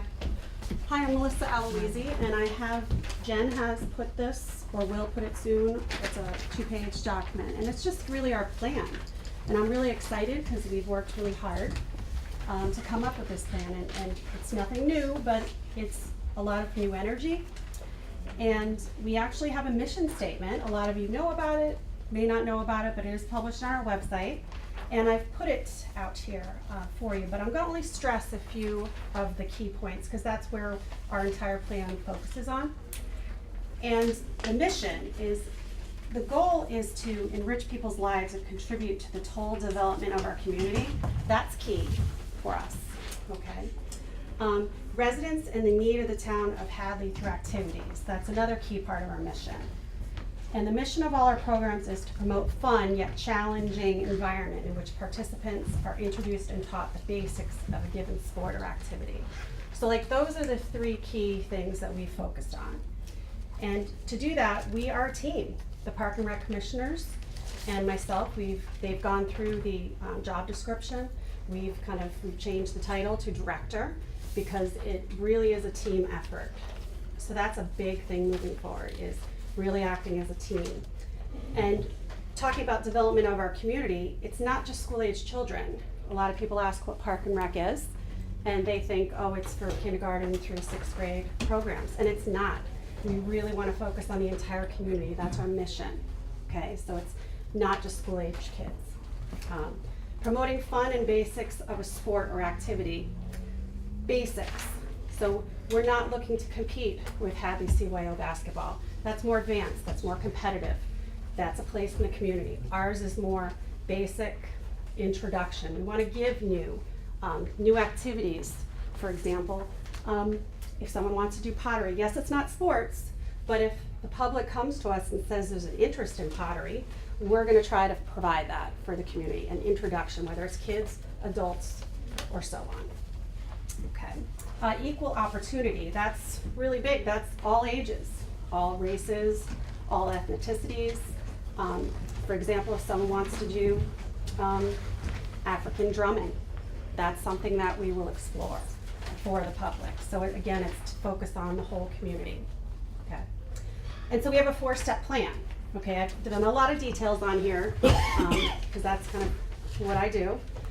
We're going to continue, we're going to expand, we're going to share, and we're going to give back. Okay, those are the things we're excited about. We're going to continue all of these affordable programming and Zaturka Park.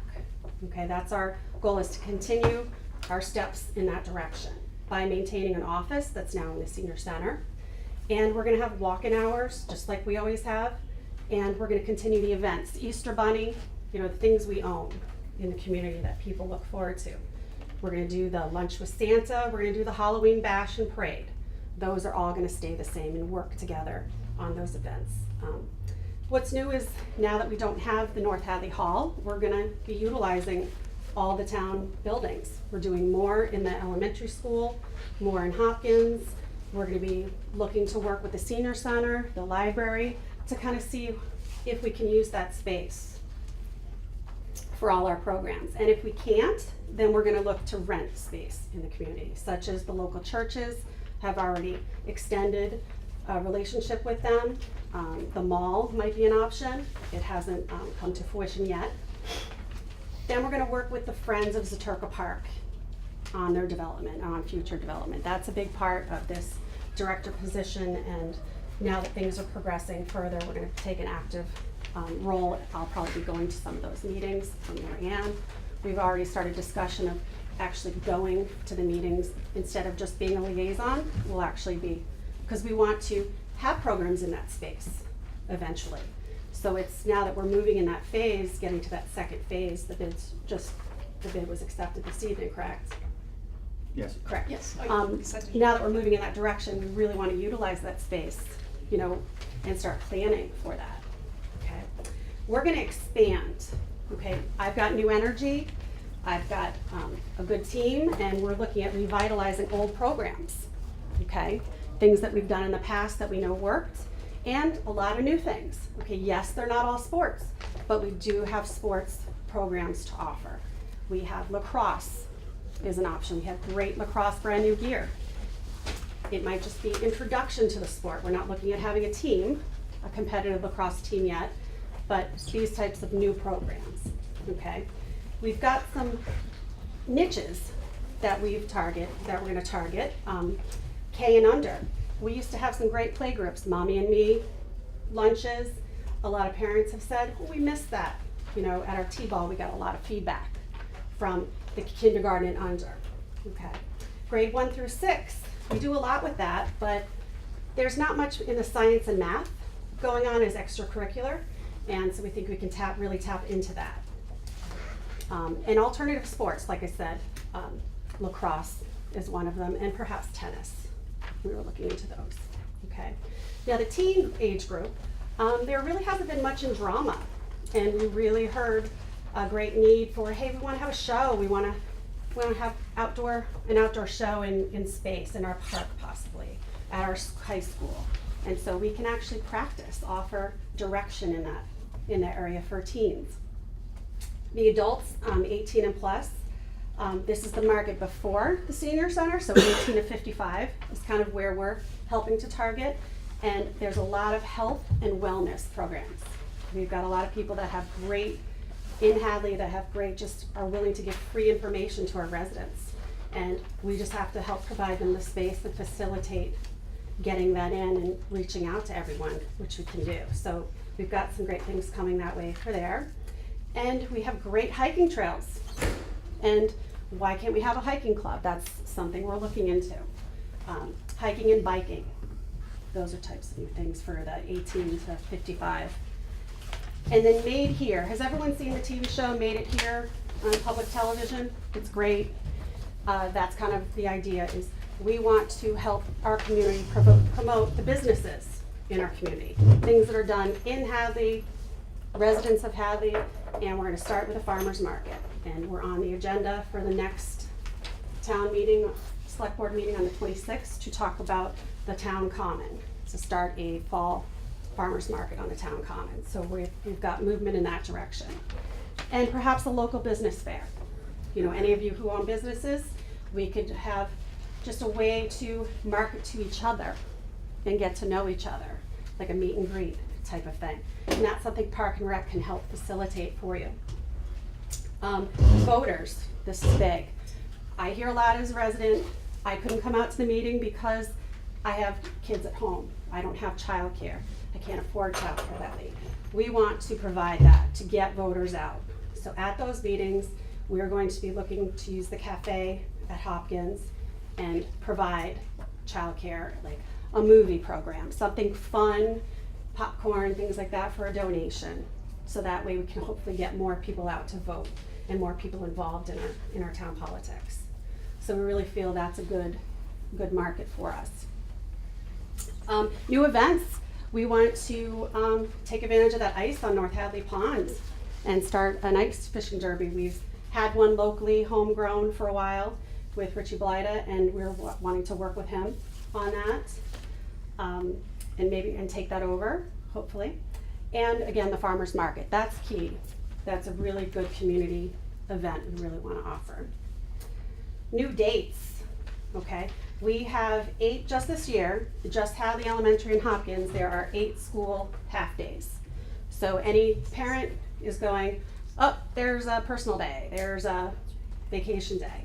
We can help with that. So we can provide these like great activity programs for those half-days, okay? 4 school days are closed, complete full day. We can do that too. These are things that the currently is not being provided through Hadley Kids After School Program. We're not looking to compete with them. We're looking to facilitate these niches that Park and Rec can really take advantage of and help our community. Okay. And also there's 3 school breaks. There's December, there's February, and there's April.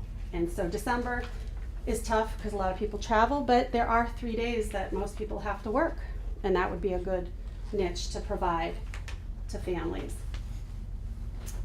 And then new spaces. Like I said, we are coming to the next select board meeting to see what we can do on the town common for the farmers market. We are going to be looking at the Hadley Reservoir. Can we do more activities there? And what that involves. Again, beginning discussions. We're not, it's all a discussion of what we can do. Okay. And of course the Turka Park, we have our eye on that for great outdoor space to have programs at in the near future, and other new locations that we're looking at. New tools, we have beefed up our social media. I like to post, a lot of people know that I'm a Facebook addict, and I'm proud of it because it gets people out there. A lot of people get to me and say, oh, that's great that you did that program. So just posting a little tidbit once a week about a program we had has been really helping. I get a lot of communication through that because a lot of parents are connected and follow our page. Beefing up our website, and I'm going to be working with Hadley Media. I don't know if Drew, oh, there we go. I'll be working with them, doing some more things with Hadley Park and Rec, and doing a lot of surveys. That's important. I need information from our residents. What do you want to see? Do you want to see African drumming? I'm into it. I'll find someone to do it. So I personally will try, but these are the types of feedback. And then also, what did you not like and like about our programs? And anonymous feedback is great for that, because I really want honest feedback, what works, what didn't work, okay? And then maintaining that all in a database.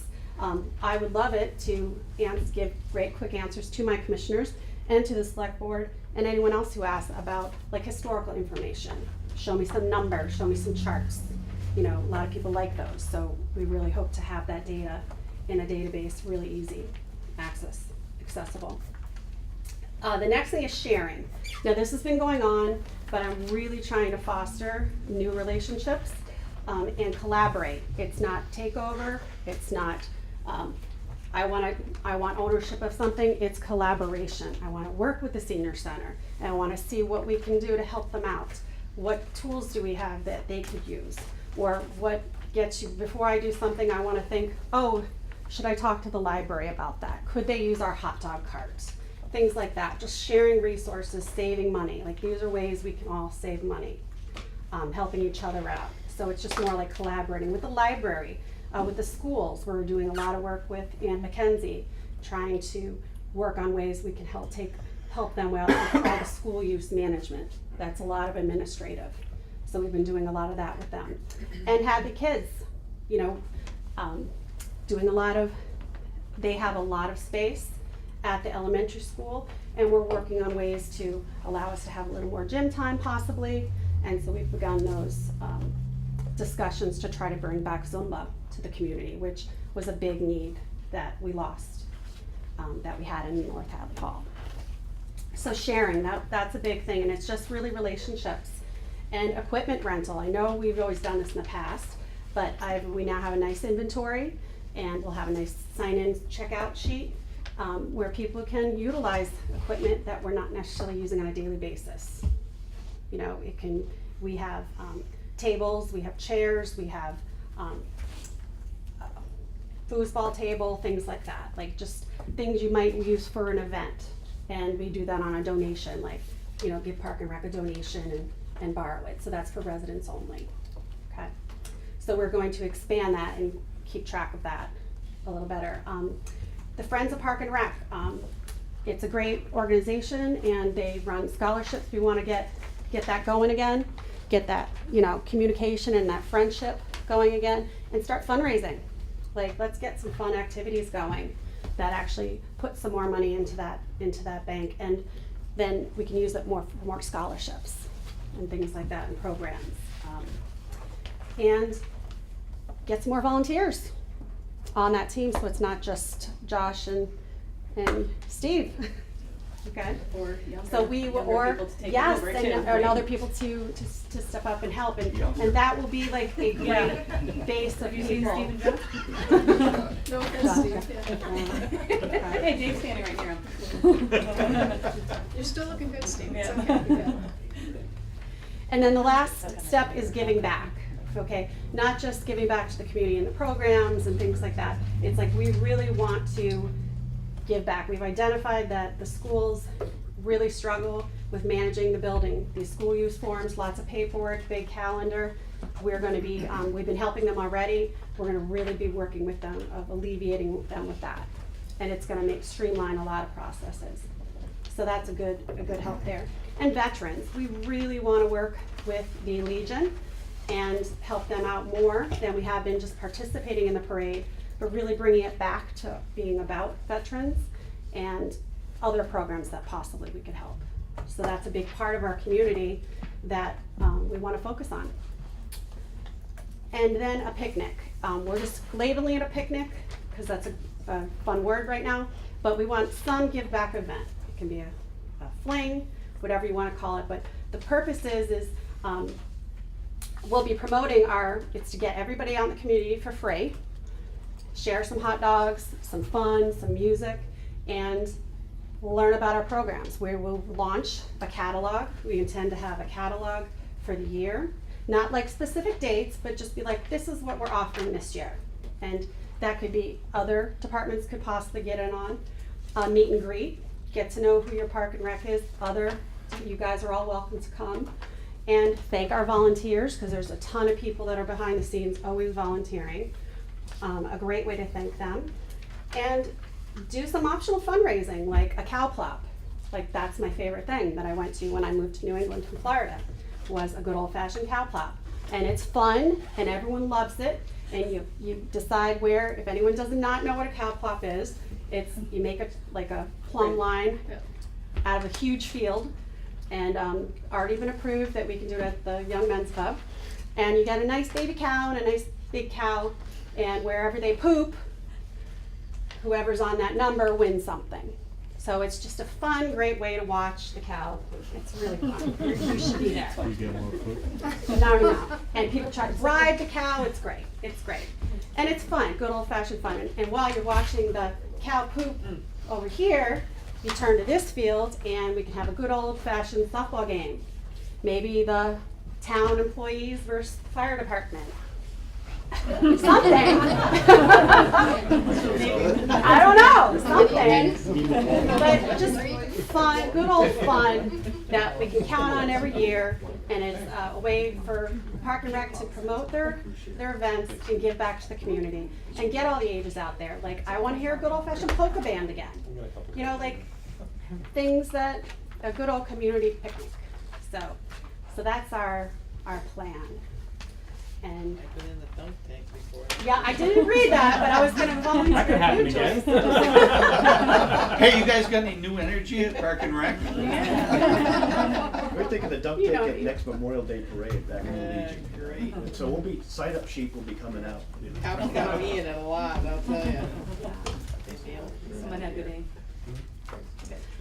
So then, to address the finance committee and everyone else, was to do this, we know that we have to talk money, because that's what it's all about, is we know we need to save money.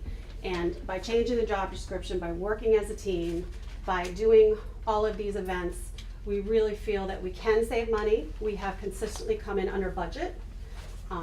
That's a fact. We've kept everyone happy.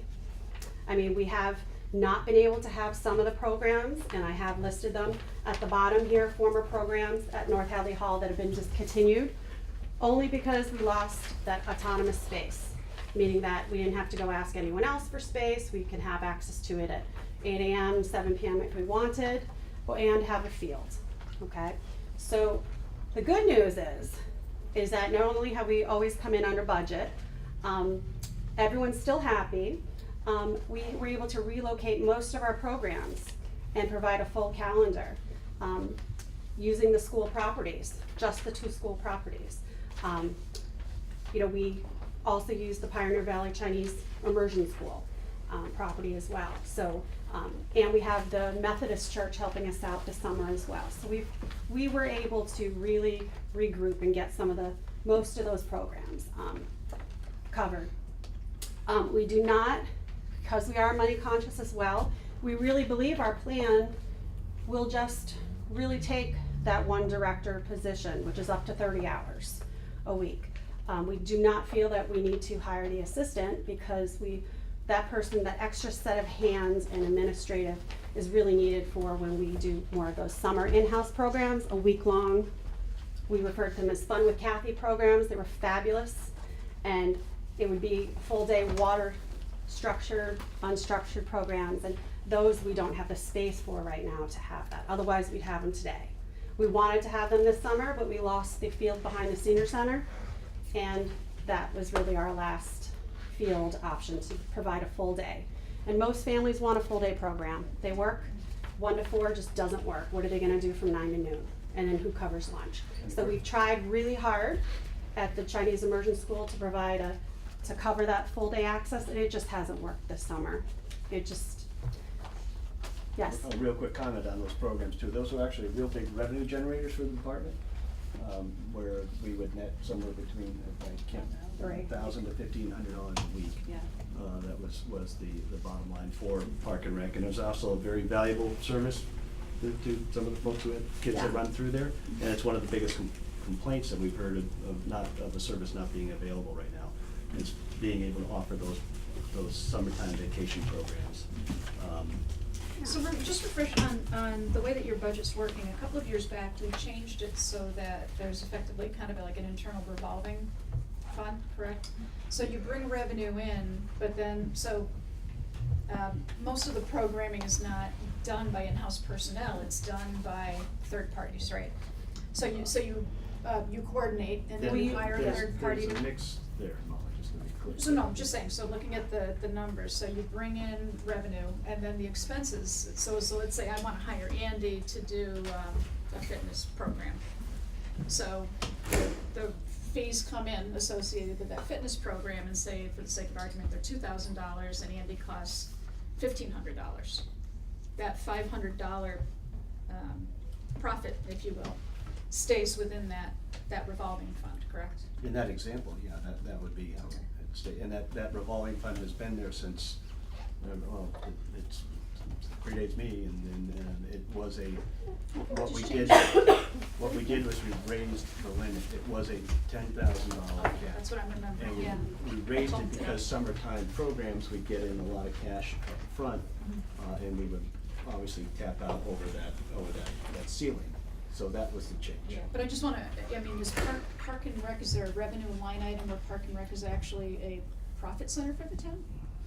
Well, right now, the performance of the revolving fund was about even, lost a little bit of money. Yeah. I haven't looked into the details, but they're still solvent. They have about Sure. $10,000 in that revolving account. Yeah, but I just want, again, I don't wanna be misleading, it's No, not yeah. that they're generating revenue for the town, it's just that you're able to self-sustain. Yes. Yeah. So that's actually why we've been able to be under budget. Right. And And it's how we pay for non-revenue generating programs such as the Easter program or Right. Lunch with Santa. The or- ones that are just pure cost, those that just are for the good of the Halloween, order. you know, those are just. Yeah. And that's how we would expect to do this give back event too, is, you know, we want to be self-sufficient in those types of events. And just to answer your question about outsourcing, it's really a lot of facilitating. We still have to research what the community needs, what they want. Make sure that they adhere to our town rules. There are a lot of programs out there that don't. And so you can get all the way down. It's a lot of administrative work. And now, for example, the school, any program that we have at any of the Hadley schools are gonna require a Park and Rec staff member to be on site to administer, especially at the elementary, to administer going in and out of the program. Because it's a safety issue of getting the kids from school to the right classroom. Once a Park and Rec person checks them in, then they're able to facilitate making sure that they're using our space correctly. So if it were our house, so to say, we would already have been there. You know, so it's a lot of facilitating and a lot of administrative work. Right, and so just thinking about that, and again, this is probably more a question for, because I don't want to, I mean, thank you, yeah, I mean, clearly there's more energy in the room right now. But more for the commissioners, to that end, if you have a more highly paid Park and Rec director, and you're saying that it takes 30 hours to get the job done, but X percentage of that is really a fair amount of administrative work, wouldn't it make more sense to have somebody, you know, the Park and Rec director level, which is carrying a much higher hourly rate, only working X number of hours a week, supplemented with somebody at a much lower rate that's doing the administrative side of it? I mean, as you're aware, the assistant position has been, you know, on the books for some time. Yeah. And for a long time, it was self-funded out of the revolving fund. Mhm. But that was apparently not something that the town wanted us to go forward. But anyway, yes, we have had an assistant taking care of more of those details. Right now, with this change in policy and procedure, we're still gauging as to what level of commitment that's going to be. In the past, it was just the kids were going to their assigned classroom. This is a new policy out of the school. but again, while you're engaging it, wouldn't it make sense to have 2 people? Yeah, well, 2 people, you're getting the same number of hours, but you're paying one person a significantly lower rate than the other person, and you're also not triggering benefits. And then if in fact you're building up the program, and I recognize, I mean, clearly over time, I mean, and one of you at the last meeting, I don't remember who, offered that many of the people participating in Hadley's Park and Recs are actually people who maybe work at the university, and they're driving through. So I'm just thinking from the town standpoint, do we want to invest that kind of cost to service the needs of people who don't necessarily even live in Hadley while we're trying to build back up the programming for Hadley? And if that's the goal, which it clearly is, just, you know, you can get all of this done, God bless you, and get that sort of community re-engagement, then wouldn't we be talking about adding hours at that point, because now you've got the programming more in the works. I mean, it just seems right now it's like, let's put the highest rate in at a 30-hour position with benefits, and then try to build the programming back up. It's a little bit of a mixed message in that we have the assistant position still in the budget. And, you know, we realize we're under scrutiny to do as much cost containment as we can at this time. And so, again, with this new change, we wanted to see what the effect would be on our higher rate person. But certainly we can, if nothing, if not flexible, could look into how we can shed some of those hours to a lower cost alternative. I don't know if I'm as interested in that as anybody else on this board, because I think from what you guys are talking about here, I see revenue being generated on a weekly basis. But it's not coming to the town, Jerry. But, so let's fix that. Let's make sure, let's see what we can do to have you offset the expenses of the entire department. And you need time and a budget to get that done. Because I think a lot of these things that you're talking about here are gonna generate revenues. Okay, right now at this point in time, you've decided to not hire the other position. You're putting all your eggs in one basket with maintaining the 30-hour-a-week position. Okay? If you're allowed to do this, what do you envision the revenues to be? I mean, these are programs that we have had before, in the past, that have generated revenues. I mean, you need space, because with the loss of the space is what a lot of these things have gone away, and it's why we've, why we're here today. And I think the Legion has some good space, by the way, too. I mean, So that's a great segue, may I? Because it's a really good segue to what I'm coming back about the good news. So it may appear to you, Jerry, that we lost a lot of the programs, but really when we sat down as a team and looked at what we've provided in the past and what we've continued to provide with the space that we have, and we've squeezed water out of sand, if I may, in some cases, but we've been successful. We have provided a full calendar. We have all these great new ideas that we're exploring, like currently in the works. But if you go to the bottom, the only things that we've discontinued are things that we plan on bringing back. And so those are revenue items, like you said, but we can do that if the town building shares space with us, and they're all willing to.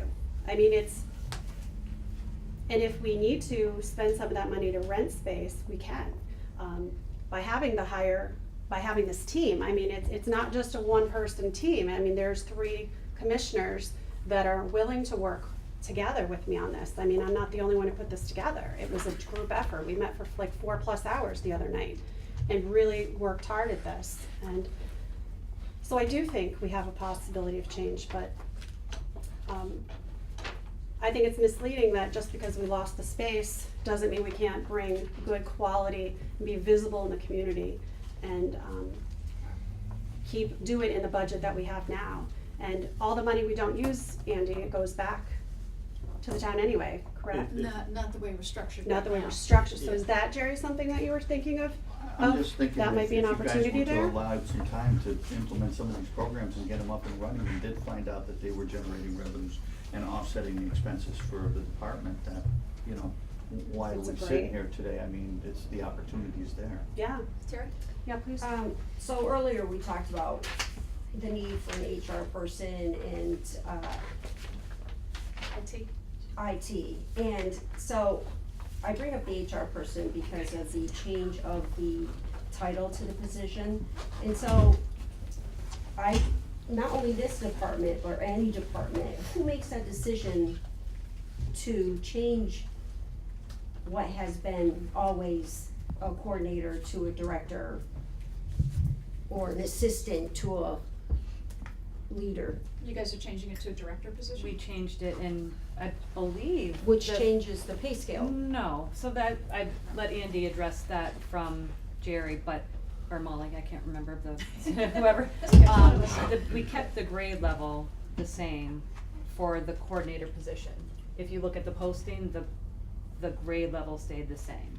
So that was something I wanted to point out. At least that's the way I was guided from David and Joan, because I purposely did not want to change the grade level. And after Mary Ann, Andy and I spoke about it, we felt the title of director gave more ownership to that role. It was not necessarily that the role wasn't already performing some of these, actually the majority of these duties and responsibilities. It was just a good timing for us to be able to do it with, the way we're bringing up this discussion because of the transition right now. So that's why, since we have the senior center director, and when we look at other areas, there's more ownership, and when the position goes to the department head meetings, they truly feel like a department head, not a coordinator or administrator, someone who has the ownership of it. So it really, if you look at the job description truthfully, I believe, if I can recall from the changes we made, we added more about the social media, we added Zaturka Park, and then just edited some of it. We really did not change too much. More just bringing it up into the 2017 timing. Diane, before you started your very extremely successful business that you have now, what is it you did for a living? I was a human resources, corporate management professional in 15 years, and a master's degree in human resources, benchmarking, benefits analysis, the corporate, benefit, contract negotiator with the electrical workers and chemical workers, supervisor of the, the doctor's department we had on site, okay. I did a lot in based HR. on that, I was a truly HR generalist So in a management what was your position. analysis then of how this pay scale fits within Hadley's current wage? Well, we only have an interim right now, so we Right, don't. you posted the job with a grade Right, level. we did it in the so- grade level, and Yeah. we thought that it was aligned with where the senior center, director was. I mean, not that on the lower end of that.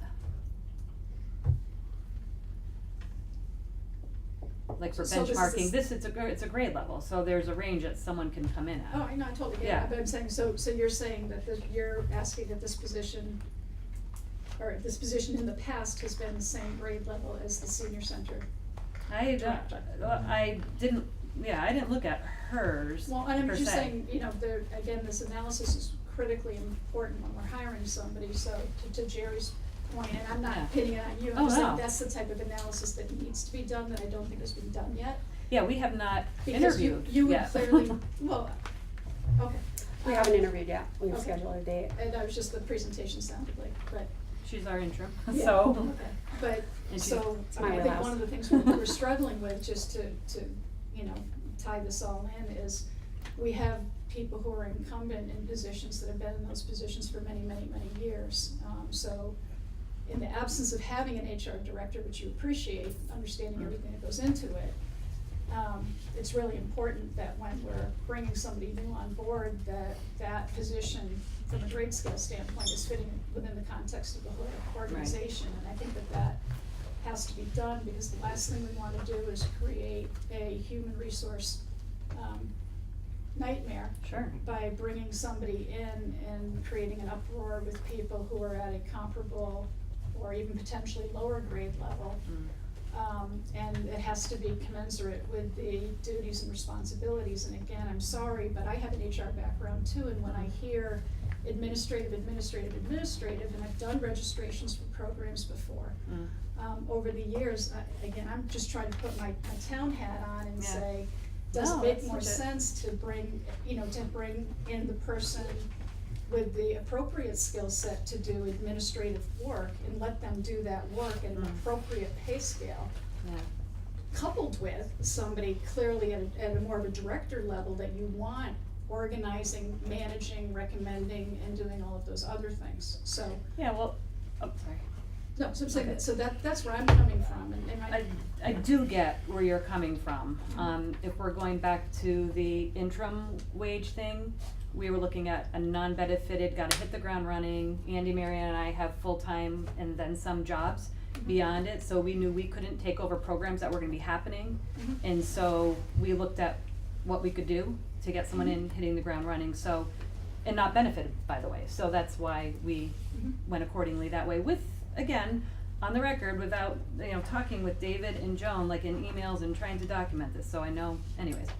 But I think when you look at I keep saying senior center coordinator, I don't know if Suzanne's I'm here, right, but Suzanne's I'm not meaning it at all targeted at you. Suzanne. I said Suzanne, I said it under our way, I was Suzanne, like that. You didn't hear the Zan when I went like that. But I'm not at all comparing Suzanne and I actually don't compare the two positions. They have a director at the end, but what they're doing is so, in my opinion, so different. I haven't really looked at all the details of what Suzanne does, but we're looking at different positions, just like if I was looking for a radiologist in a research and development plant, and I was looking for who would manage chemists and someone who was managing people that were in the doctor's department, a nurse, and, things to that nature on site. So when we are looking at the job description and the duties and responsibilities on it, I think it does go quite beyond administration and It being does. able to coordinate. What you're hearing Missy Right. say is saying, hey, we've got all these town supporters who have had kids in the system and may have grandkids or other people coming into the system that we want to provide a benefit to. So we're kind of also putting a little thing out to the TV world where we're going to be that middle person coordinating and getting that done. But all the stuff behind, she's negotiating. We had to negotiate some rates for some of the sports programs that came in really high. And the commissioners got together with Kathy at that time, and we had to go back, and that Kathy served as the negotiator. You know, so there's stuff beyond it that's not just administrative. I mean, you could categorize that as administrative, but I certainly find that more managerial when we're saying, Well, go save us. there's also a teaching aspect of that too. To the That volunteers, position to is the- to also be able to do in-house programs again. You know, it hasn't been a long period of time that we haven't been able to do that. We intend on bringing that back. And, we wouldn't say, oh, we now need to hire someone to actually run, you know, teach kids. That's something in my wheelhouse as well. And Yeah, and so again, it's part this of the is a job question of description, so approach. it's, Do yeah.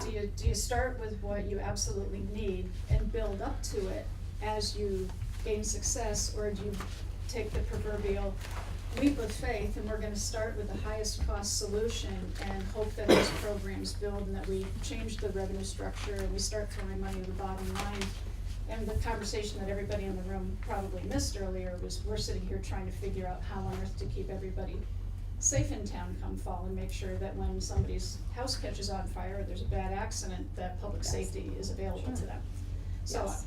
again, we're not trying to pick That's, on to anybody, be honest with you, that's why we it's sat just down and a kept thinking of struggle. ways to cut and Well, ways I'm- to, Yeah, that's why to we do this. I'm not a Said we're not human doing resources You're director, in nor do I corporate have a America for a human while. resources Mhm. background, but, I can say that, given the fact that we had, our assistant left to take a job at the school this past fall, and given the transition coming over, and then we've had, you know, we have an interim coordinator and now director, we thought it would be appropriate that, given the order of things, that we would bring on the director, and if needed, have that person be involved in the hiring process for the assistant.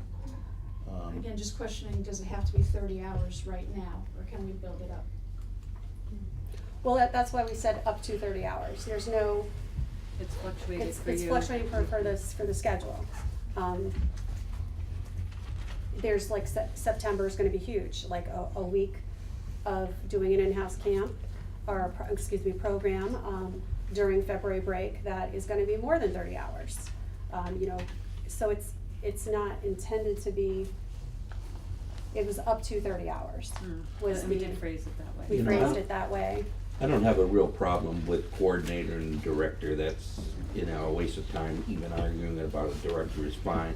And I certainly don't wanna run into what we ran into last April when 15 minutes before town meeting, we had to vote 3-2 to give 5 hours additional to the coordinator at that time, which was ridiculous. 15 minutes later, we're voting on it at town meeting.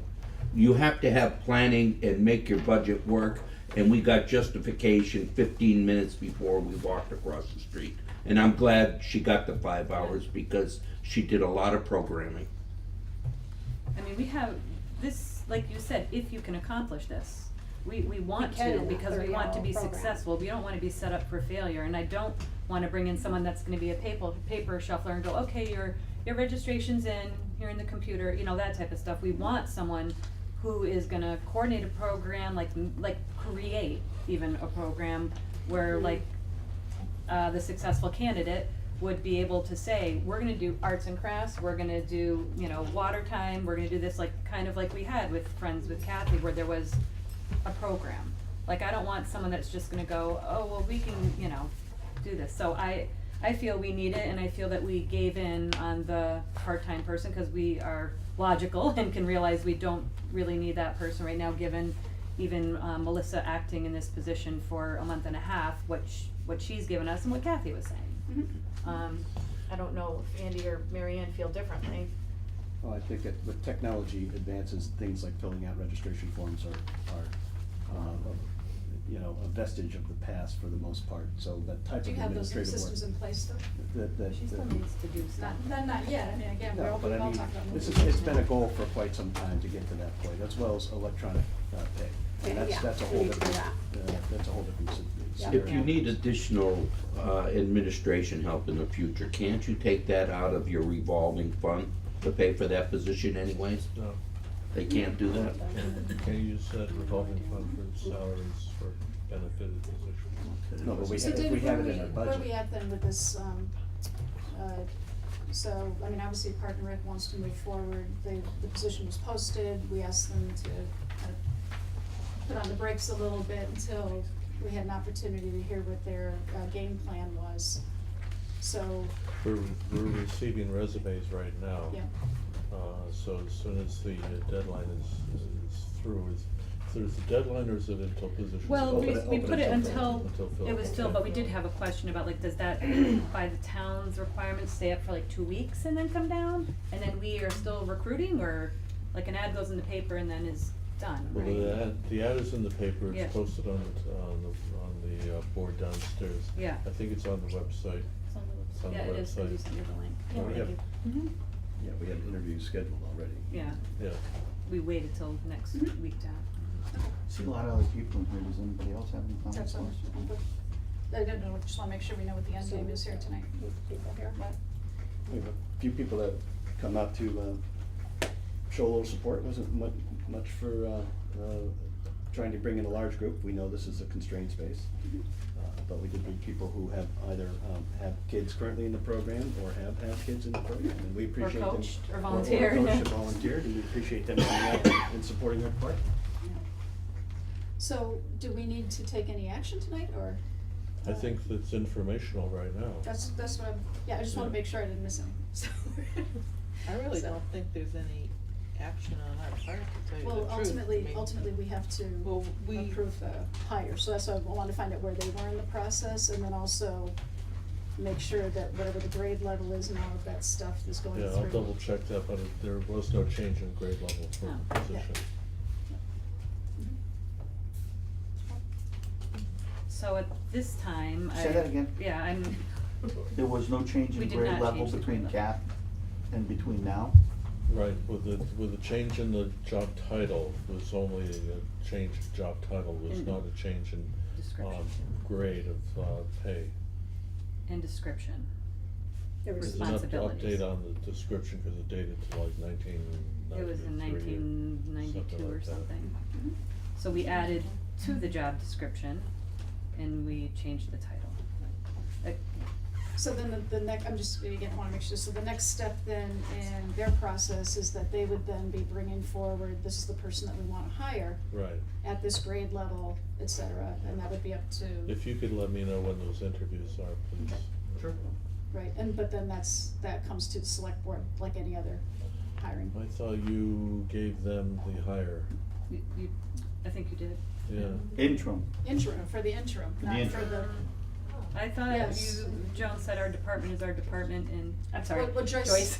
Joyce said that. I answered that, We didn't really- You nodded. I don't, Jay. so, again, we have Whatever. not, we have not formally ceded that authority, the hiring and firing authority of an individual employee to the Park and Rec department. We said, go ahead and do whatever you need to on an interim basis, and you didn't need to run that through us, Okay. but like any other, position is gonna have to just come back so we know exactly what the picks, again, we have to put it, since that work hasn't been done, we have to put this in the context of what other people are making, Yeah.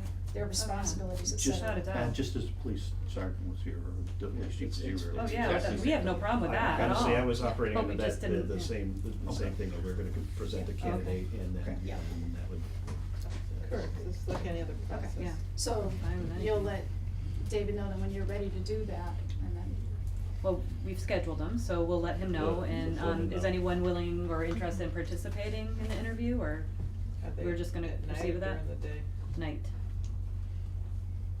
Monday, Tuesday. a Tuesday, and I don't know what this one. Let's communicate Yeah. about We can, yeah, we'll do that, but if, So I just wanna invite the Park and Rec Commissioners to our Finance Committee meeting next Thursday, because Park and Rec was on our agenda last meeting and will be again this meeting after our Tri Board discussion. So I just want to let them know that we'll be having a meeting. okay, yeah, Next cause we found Thursday. out the day before Yeah, about the day other of, one, yeah, day of, I'm sorry, Day of. so that Day one of, was 2 kind of o'clock. tough for us to pull off at 2 o'clock. that's always, So, okay. I need But- a copy Oh, we're of gonna what be a the week rates slow. are and stuff like that at this point. I'll be in Europe, but maybe one of them will come. I know there's a lot of grumbling over that. Yeah. well, sorry. Yeah, we have to check on Thursdays. Fair, we have to be fair. Okay. And then, just one more little clarification point, so when we present the successful candidate, is there background checks, quories, all Corey, these yes. things, there Yeah. are, David will. Like an Okay, online okay. system, you can do it, and they Okay. do it, right? Especially with working with elders or with children. Yeah, okay, I just wanted to make sure that we had some Anybody working. controls. But there's a process in place. Yeah. Exactly. So I'm glad you brought that up because as a parent, not in my role of Park and Rec, why I personally chose to do any of the in-house programs because that were run full day was because I knew the town was backing up that these are good people that are to be around children, that they had the skills needed for it. What I as a parent don't like to know the thought that you would consider doing outsourcing like entirely programs because yes you can query them, but I don't know them. I don't know that you know them. I don't know the people who run these programs, and that's what Park and Rec does. Is they get to know No, I don't those think anybody people. was suggesting But that I'm we just did. saying Yeah. it's something as a position. I thought that did come up at the finance Well, committee. Like, I It's a think service that the- it's a that the service, park that gets. it's not just, it's also making sure that these are good quality people that you would put around your own children. Yeah, of course. So like, I think that's just as a parent, as I look to the town of making sure that they're providing some quality people. So, thank you for all of the time, clearly a tremendous amount of time went into Did this, anyone so who appreciate came out that. to support Park and Rec want to say I'm anything not about, putting anyone on about the, the future plan or At this, anything? at this point, we're actually 35 minutes behind, Okay, so okay, I'm unfortunately, we've got 2 scheduled appointments and we're woefully behind Okay. that. So again, thank you. Appreciate all of that, and we'll wait to see what you guys. We hear your silence. Thank you. We feel your That's impressive presence. for some of them. Thank you. Thank you very much. Okay, so David, I know Marla just stepped out for a second, but Central Rec Gym, the sewer impact fee, is anybody here? I don't see anybody here. Check that. Okay. Thank you. Well, it's good to know that people listen to the finance committee. No, I don't see it here. Okay, all right, then Marla, I was gonna just skip over you and go to the sewer impact, but it dawned on me you were doing that too, so. You can put the sign on and we got it. Yeah. Approved all You're of next. it. Did you You're sign next. it? Park. Okay, so, And it has, your assistant has it right here. David, could you help with the hallway noise for a second? Okay. Thank you, not. You want a different title? You can name it.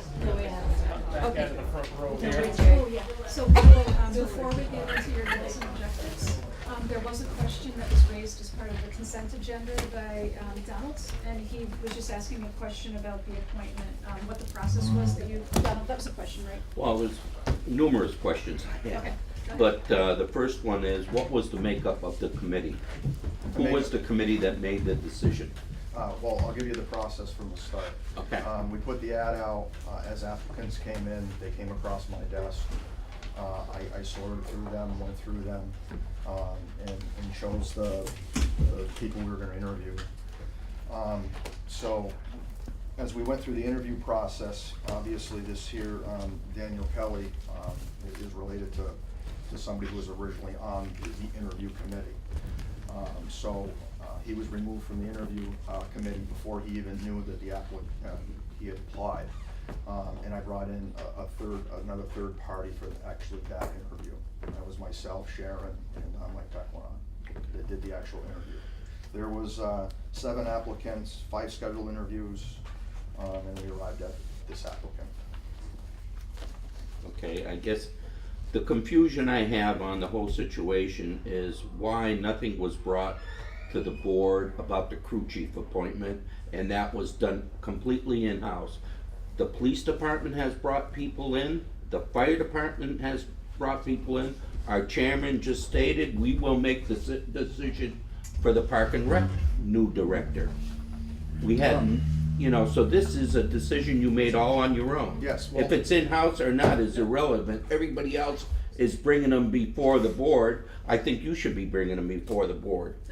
Marla, David, you wanna, talk a little bit about that? I mean, Marla didn't go off and do this on his own, correct? I mean, in terms of the. No, this is something we've been talking about since January when Marlo presented his preliminary ideas for the reorganization of the DPW.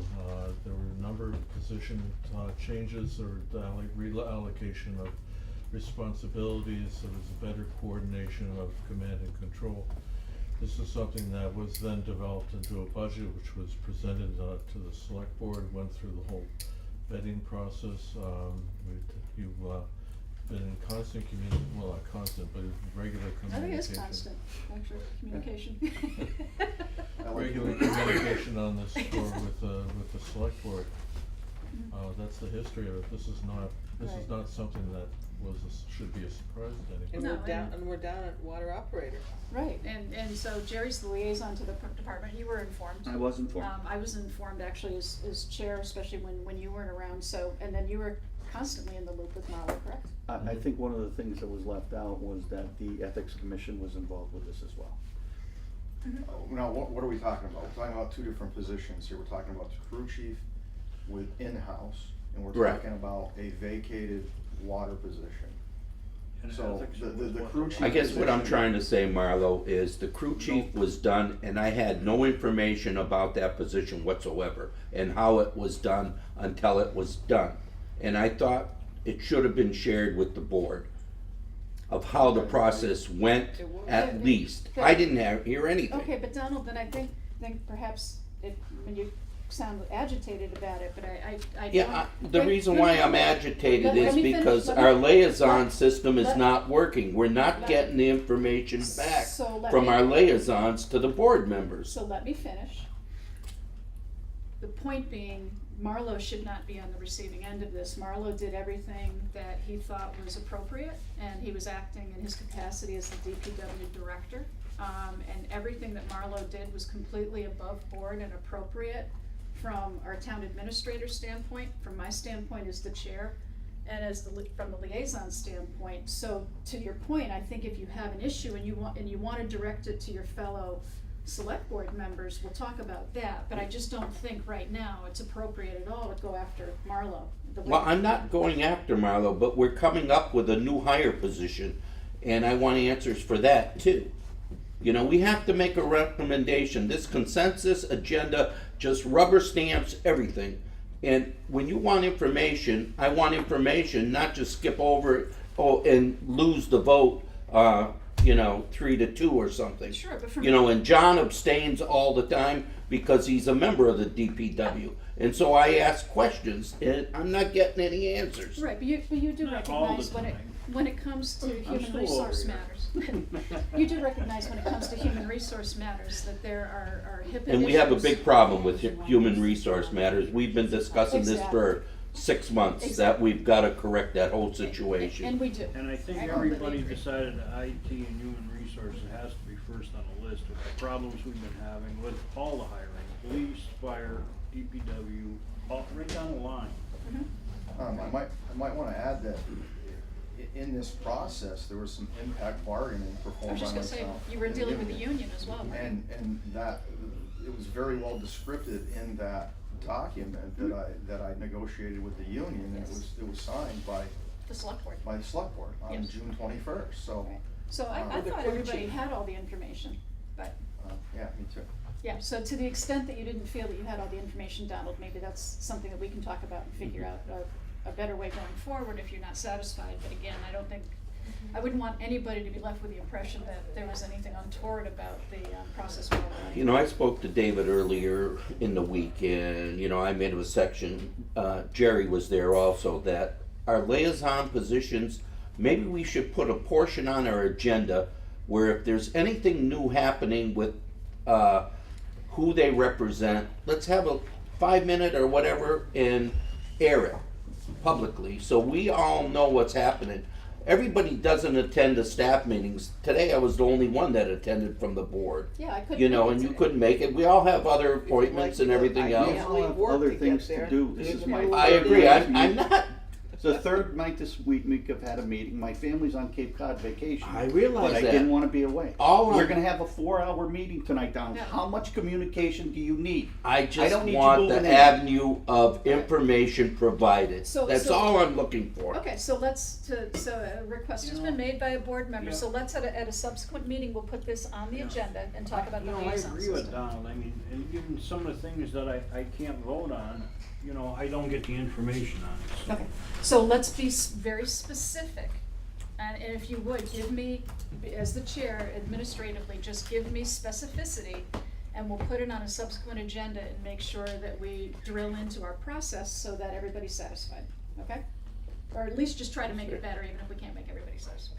Well, okay, you're the chair, so Yeah. if this don't happen, then I want a new chair, okay? All right, that's cool. Okay. Here, if you want a I'm new down for chair, that. you can take this chair here and swap with her. Okay. You wanna sit next to me again, don't you, Joyce? All right, No, so- I don't. So Donald, are we okay to move on then to Marlo? Yes. Okay, all right, thank you.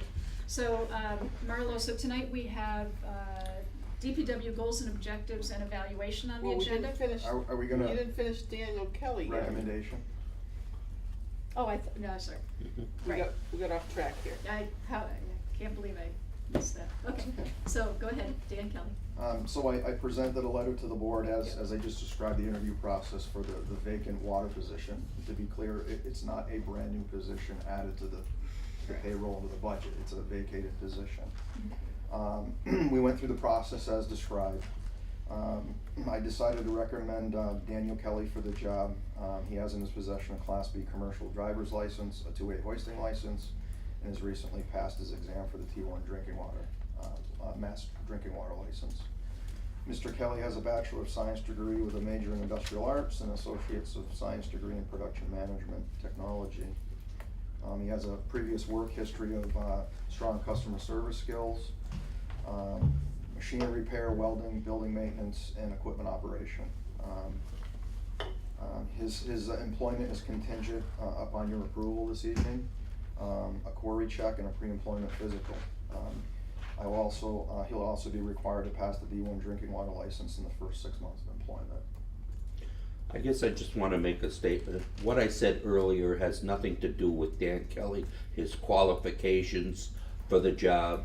You know, I support him wholeheartedly, I know who he is, but I just second want to that. make sure the process was done properly, the way you changed and got someone else in there, because it would have been his brother that would have been on the committee. Right. And I wanted to hear that from you. And I would like to And- put out there the whole, we're talking ethics here. Yeah, We're exactly. talking conflict of interest. I'm well aware of it.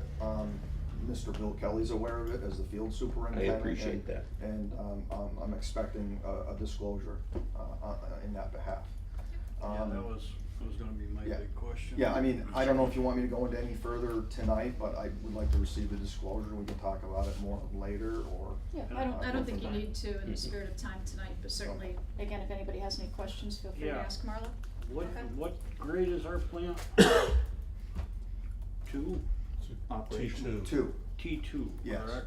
But But there you- was no other applicants that had any other licenses that were more qualified than Mr. Kelly? John, believe it or not, we were real heavy in wastewater. Yeah. Wastewater I remember you were licenses, telling me yeah. one guy had both licenses, a 6 wastewater and another water license. Yeah, I and to remember be what you upfront told with me. you, those applicants were operators, and I think they were looking for plant operator type jobs.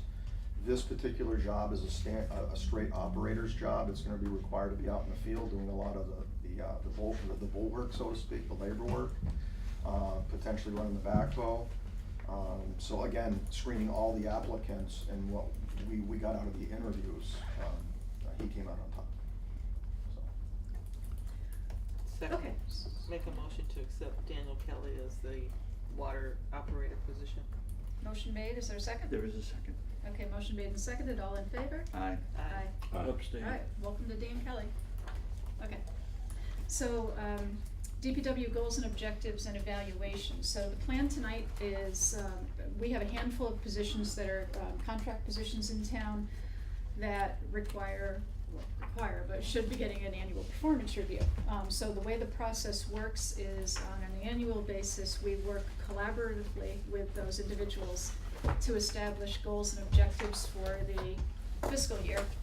And then at the end of the fiscal year, actually after the end of the fiscal year, we reconvene with the individuals, find out where they stand against those goals and objectives, ask for a self-evaluation, and then subsequently, the select board does a performance review. And again, this is all in open session. So Marlo has volunteered to be the first victim for the end of fiscal year. Victim?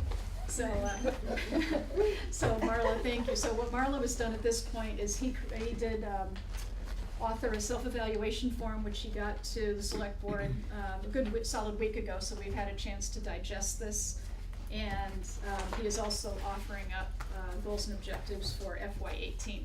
So that's what we're gonna be covering tonight. And then fellow select board members, I sent out an evaluation form. Yeah, I'm not crazy about it. Well, and so that's, we need to decide that within the near term, because we then need to be I turning wasn't this right exactly around. sure even how to use it. I mean, I thought it was just too complicated. Okay, yeah, so maybe we can take that offline. But in the Right, meantime, Marla, you're on. I think he did a great job. Yep. Grade them A, Very B, nice C, job. Pardon? You can grade them A.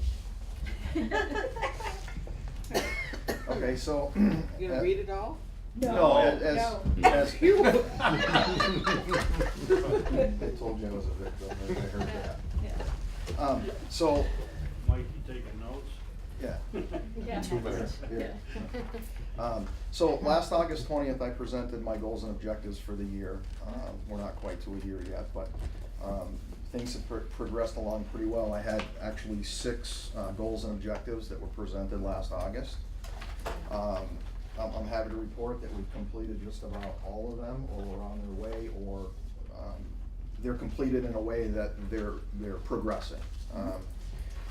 Time management, it was one of the big things that I noticed when I came in, taking the job, that we didn't really have much for time management as far as a work order system and tracking work.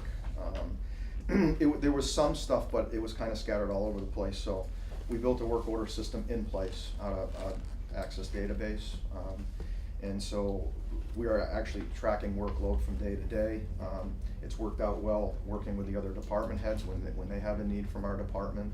Select board members have called up and we've generated work orders. It's very effective in planning the daily work and prioritizing the daily work. So that's off the ground and running, and we're now moving into the sewer department. We've been using it all on in the sewer department, but we're moving into being more proactive with it as we speak. So like I said, it's up and running, and we're processing data.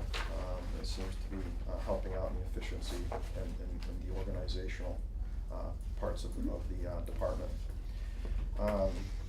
Establish asset management plan. We really got all kinds of filing cabinets down there with 1,000,000 years of different records on our vehicles. I put in place a program in the cloud, JJ Keller. We're now processing everything electronically. We have all our records in there. It took hundreds of hours to get, not hundreds of hours, but I would say 100 hours to get all the data in there of the existing vehicles. But now that everything's in there, it'll be much easier to track, and everything's in the cloud. And we can expand on that program later on. Driver management, I mean, there's so many things we can go into, or we can leave it as is.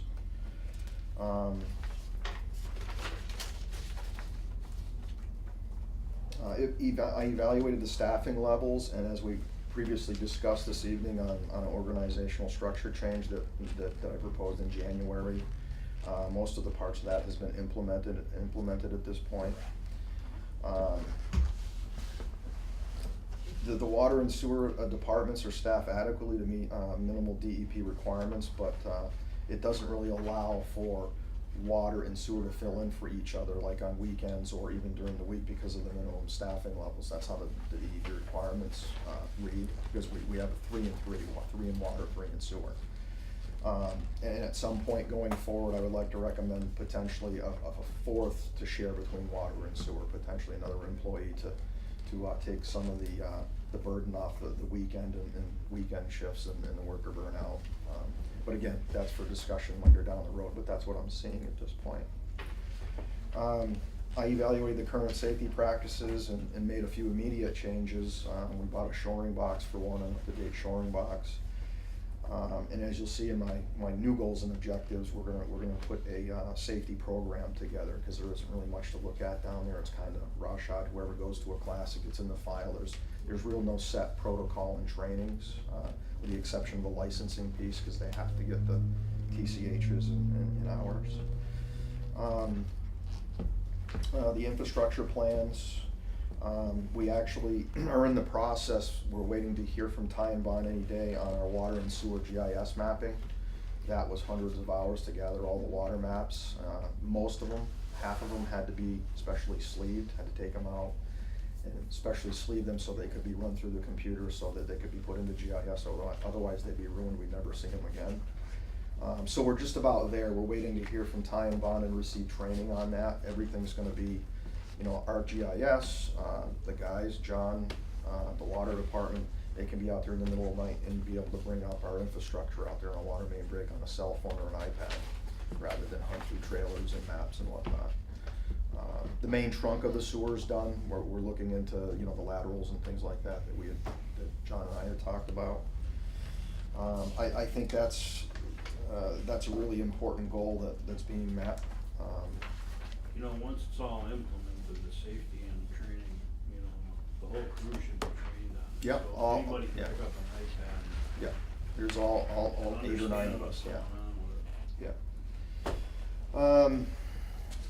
We were able to, we were able to secure funding for the Mount Warner pump test, the unidirectional flushing. Those 2 projects, we got caught up in a little snag because we're waiting to be answered from DEP exactly, not the unidirectional flushing, but the high pump test. We're waiting for specific ways that DEP wants us to do it. So it's been slow to get an answer from DEP. We've been waiting 4 or 5 months and we keep emailing back and not getting a response. But as soon as we get that response, we're gonna move forward with that project. And also this summer we'll be moving forward with the unidirectional flushing plan. That's gonna give us a good idea how many bad valves we got out there, because it seems, it's no secret, every water break we go on, we find a bad valve and gotta go to the next one. So that'll give us a better sense of where our valves, and we're at with the valves as far as replacement. MS4 stormwater permit, I think the word's pretty much out there just recently. It was supposed to take place on July 1st, did not. There's basically a 1-year stay put in place by the EPA because there's, basically there's been lawsuits filed. So right now we're in a 1-year stay. We're kind of in a holding pattern. Hopefully we hear soon what the process is going forward on that. So, but there was a lot of time put in that to gear up, and the plug was pulled a week before it was supposed to kick in, basically. So, budget capital plan. I actually built my first budget here in the spring. But to back up the bus, the budget we're just closing out. I'm happy to report that there should be some returns in funds. I think we did really well with the budget. And to go back to the piece of efficiency, we've done many more excavations in-house with our own staff, which is that's real good for the budget. It's done real well for the budget, so we're getting more work done for our money as opposed to contracting everything out. We've had to contract a few things out because the backhoe just isn't the right piece of equipment out on Route 9 in the middle of the night and stuff like that, but every community has that situation.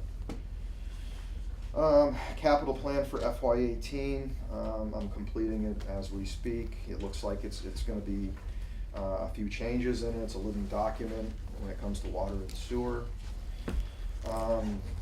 The clarifier project was put in place. It was budgeted, bid out, and awarded within the budget that we proposed. That should be starting in September timeframe. They're trying to back that up a little bit. The Route 9 widening project, that was kind of like trial under fire for me walking through the door, and I jumped into that project. But overall, it went much quicker than we expected. I made a few changes to the plans out of the gate. It was originally supposed to cost us $249,900. We came in somewhere right around $171,000. The change that we made was a big part of it. The engineering firm wasn't able to supply an inspector for a lot of that project, so I was out there running around, and so I'm happy to report that it saved us a lot of money, and I'm quite happy about that.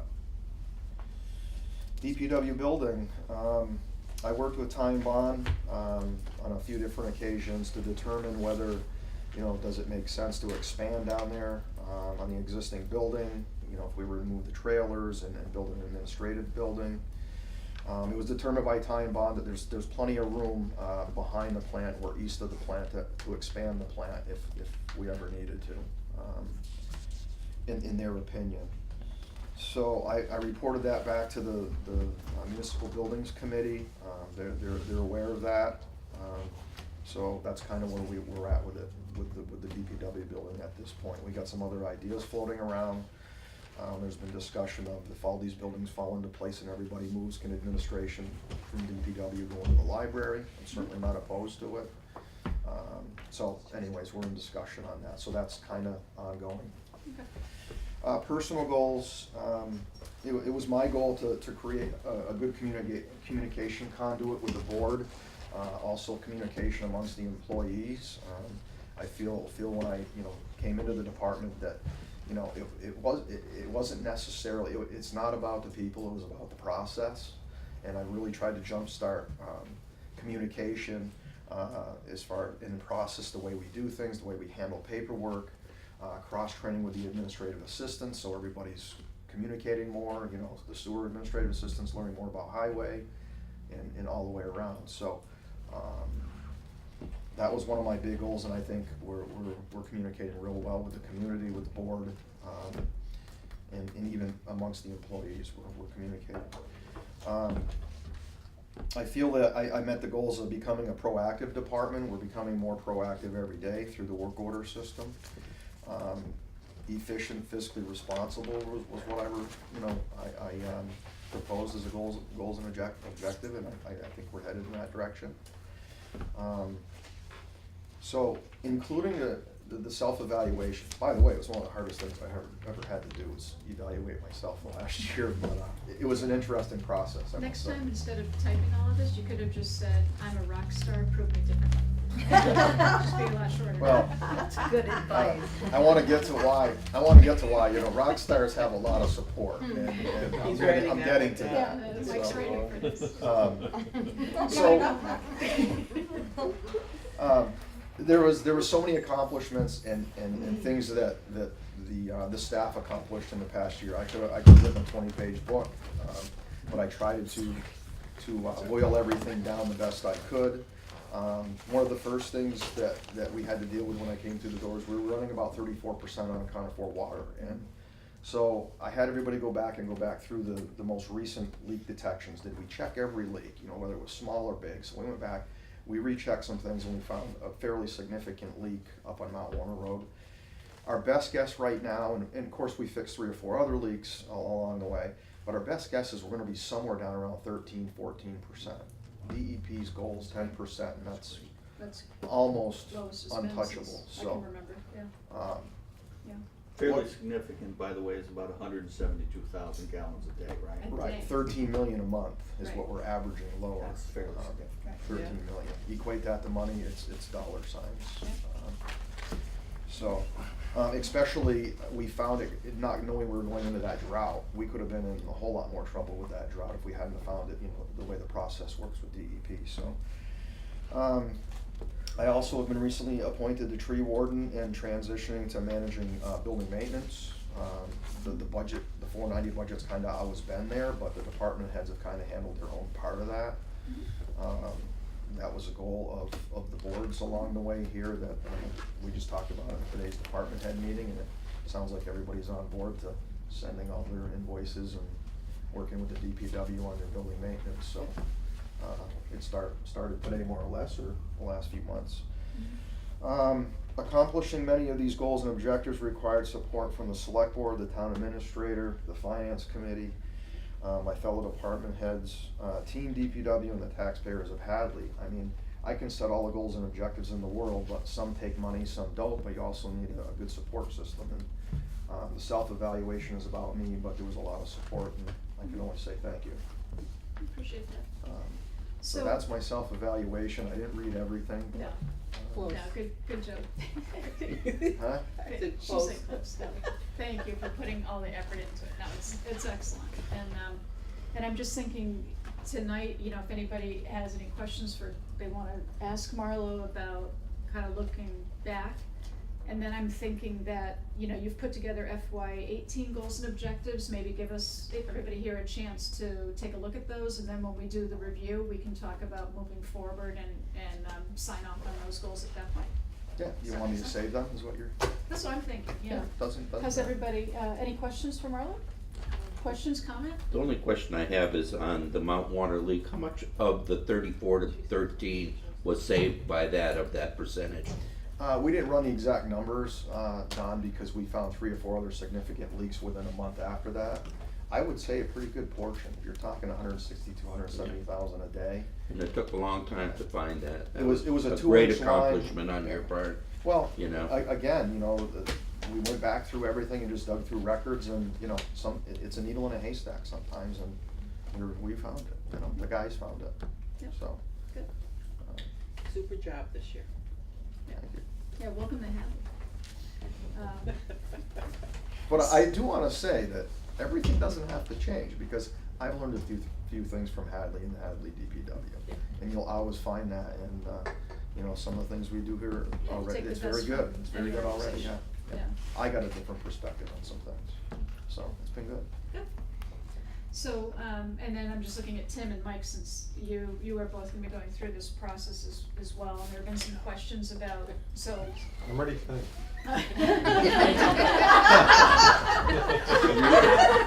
However, I'm a rock. Yeah. Whatever format for that self-evaluation is comfortable for you is fine. Again, you both had established goals.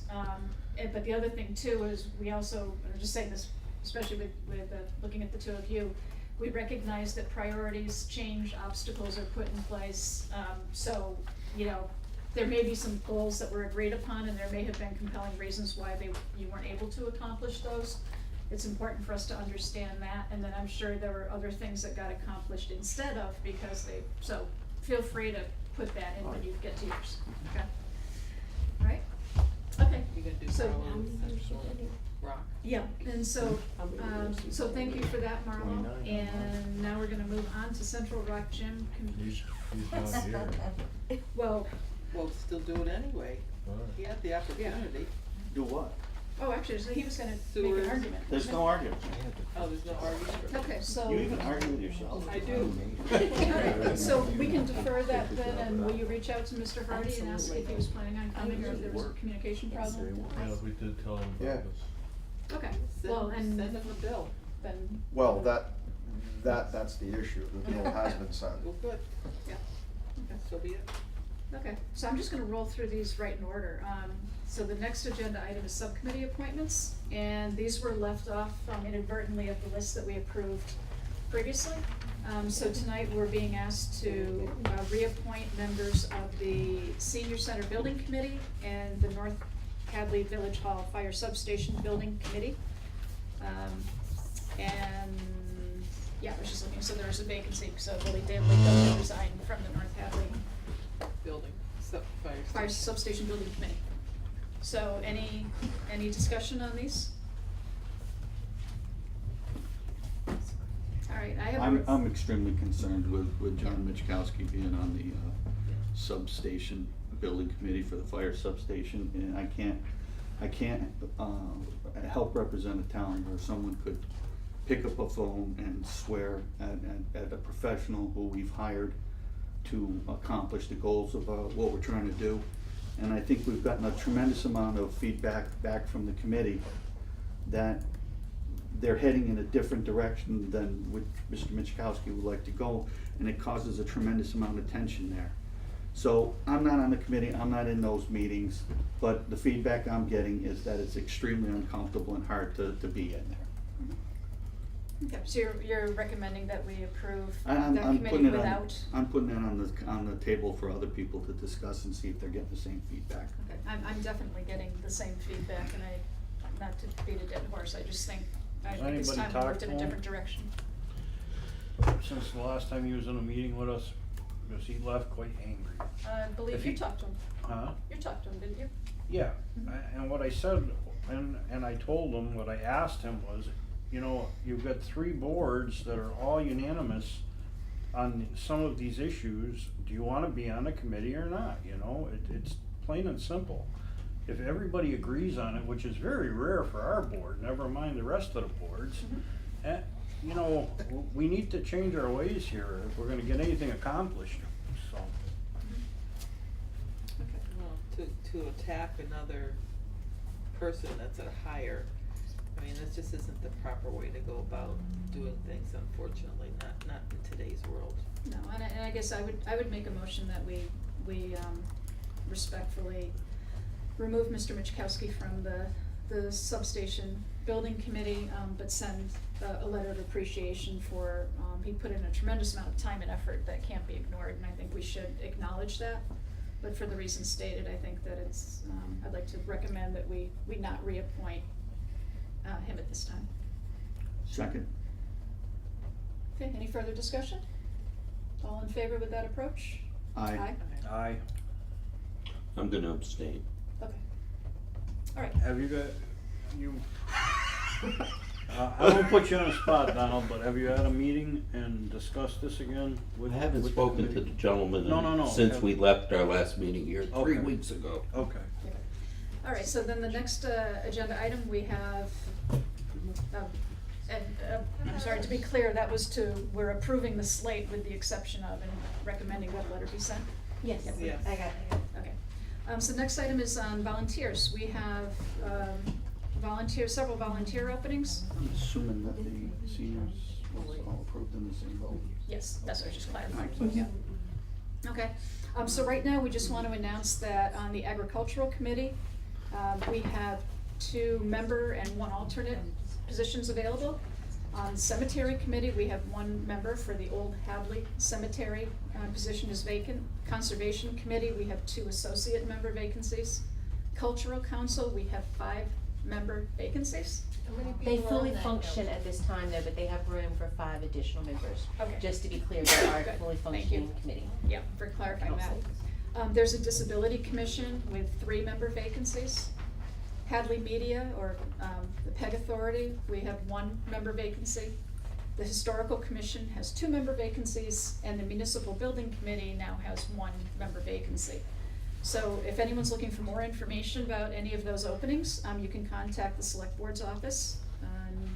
You would just send a letter or an email, would work just fine, of interest to the Select Board. And by all means, if you want to do any homework and find out what's involved, we can put you in touch with existing committee members, past committee members, and we can tell you what it's all about. So, okay. Route 9 Fire Substation and Senior Center updates. Anything to talk about tonight? Well, we've already spoken about the geotech survey, which Yep. is the good news. And I don't know if this is the time we were asked to give some absolute numbers for why we were choosing the $1.8 million, and would we go back to town meeting and ask for more money after that? And that number, 1.8 million, came from the June 1st estimator's reconciliation. The architect has an estimator, and we as the town have hired an estimator, and 2 of those people got together. It was fun. We sat in the room, and one would say this and the other would say that, and then they'd say, well, why did you think that? And they'd sort of compromise. So the highest number on that total reconciliation point was 1.846. So 1,846,000. right. Okay. And with some value engineering, we've already changed a few things, and we believe it's going, and with the site work that we just found out about, we believe it will be under that, but we don't want to come back again, so that's what we've based our number on. Okay. And another related question that's been posed to me, and actually I'm glad Allison's here from the library, even though I think I know the answer, but question has come up, actually, an assertion has been made that people need to be aware of the fact that both the senior center and the library, if the buildings go through, are indeed planning on asking for additional staffing resources as well. You wanna talk about that? I can speak for the library. Right. So our intent at this point is that we will not need any additional staffing. That was one of the ideas behind having a single floor library, Right. so that the library could be run with only 2 staff members at all times, which is our current staffing level. Okay, and then the senior center? Well, it has been in my capital plan since, well, in my budget submitted, saying that the 19-hour program coordinator position, I would definitely, when we get into a new building, will need to be a full-time person. We only have one other person working 20 hours a week and then doing outreach, and then the program coordinator doing 19 hours unbenefited, and then me 40. And just to throw it out there, I have a surgery coming up in the beginning of October, and I'm gonna be out for 3 weeks. So there's not a lot of leeway insofar as who picks up the slack, and yes, I wanna try and utilize as much as I can some of the people from the senior tax work-off program. And in fact, we do have a tremendous office volunteer, Carla Graviak, who comes in and does a lot of my tallying, I mean, she's fabulous, and I treat her very well. Oh my God, She has great frosting. I love her. I love her. Yes, I've seen the cakes. But I mean, so we're not just looking to say we want more people. We're trying to juggle how to keep the ball rolling if somebody is out sick or vacations that are coming up. Most of the time, there's only 1 or 2 people there at a time. You got 2 well-qualified people. We really do, but the thing is, once we get into a new building, everything's gonna pick up. Everything's gonna pick up down the line, which is why when I put my budget proposal in there, I said, plan on this 1 to 2 years tops, hopefully getting into a full-time position so we can do that coverage without worrying, and then supplement with volunteers. So then just words to the wise when you do present on town meeting floor for the building article, I think it would be a really good idea that information came from you, rather than have the question posed from town meeting floor and give the appearance of, we're not getting the whole story. Oh, So okay. Just, because honestly, when the question was posed to me, my immediate reaction, I knew the answer to the library, being on the committee myself, but I said, well, I don't think so. Well, But then I went back in my head and thought about your budget, and I thought we better ask. It's a $90,000 budget. Yeah. I mean, it's less than 1% of the total budget, and that's under human resources, and with that, we share the veteran service agent too, so we truly are less than 1% of the budget. Yeah, and again, I'm not No, I get it. advocating or. I just wanna give context Yeah. to what that means. An operation in a building, you need to have some coverage. Right. So any other questions about the? Can I ask another one? Yeah. I was sort of confused when Jane gave her synopsis of the 1.8 million. Yes. Now with the savings, with the relocation of the building and stuff, is there a possibility of lowering Yes, 1.8? absolutely. But we're gonna ask for that amount and not use it all, rather If we- than, you know, if we can. Yeah. So what you're saying, when we go to town meeting with the vote, you may adjust it then? No. Are you still sticking with I'm the sticking with 1.8 1.8. regardless? We don't And the wanna money have would to come go- back to the town if you don't use it? We don't wanna have to go, Or it won't ever get borrowed. Mhm. I mean, we will know Okay. as we're getting further down the road. We're still at design phase. And as we get closer to the construction documents, we will have a much better sense. And then Linda won't borrow the money if we don't need it. You know, I'm certainly in favor of building 12,000 square foot building. We're gonna build for the future, And that's not what- be outdated when we move in, That's what It's the building committee asinine to wants try to- to build onto it later on, There'll be a great deal of savings in the future if we have a suitable building. It'll serve the people initially. better too. Okay, so, and library, just looking at Yeltsin, so we mentioned earlier, tomorrow's the big day in terms of the grant. Tomorrow, 1 p.m., they announce the results of the 1 o'clock. grant, so there will be a small event at the library where there will be some local press. So the MBLC has been encouraging everybody just to sort of stay in their home libraries and be prepared for the announcement. I thought you guys were going to Boston. So that was the original plan, but the MBLC has sort of sent out an email this week, and well, they're making it part of their usual board meeting, so they're actually not gonna be in Boston. They're at their board location. How many of those did they send out? They sent it out to everyone who applied. Do you know how many applications? So 33 applications is my understanding. Oh, it depends because it's a dollar amount for the first year, second year, etc. So one big project could eat up a significant amount of their budget. Okay, so versus we a bunch should of be paying smalls. attention to the Gazette online tomorrow afternoon, Exactly. and then the print copy Friday morning. That's correct. Or go to the library at Or go to 1 the library p.m. at 1 o'clock tonight. Yes. Okay. And Mike, you provided some update on anything you wanna add about the North Hadley Fire Substation, so the next step is the borings, and then, Correct. Yeah. So they're doing all that initial stuff, so we just wanna make sure though that we have all the information for your next meeting, so the multiple options that we had talked about. yeah, definitely.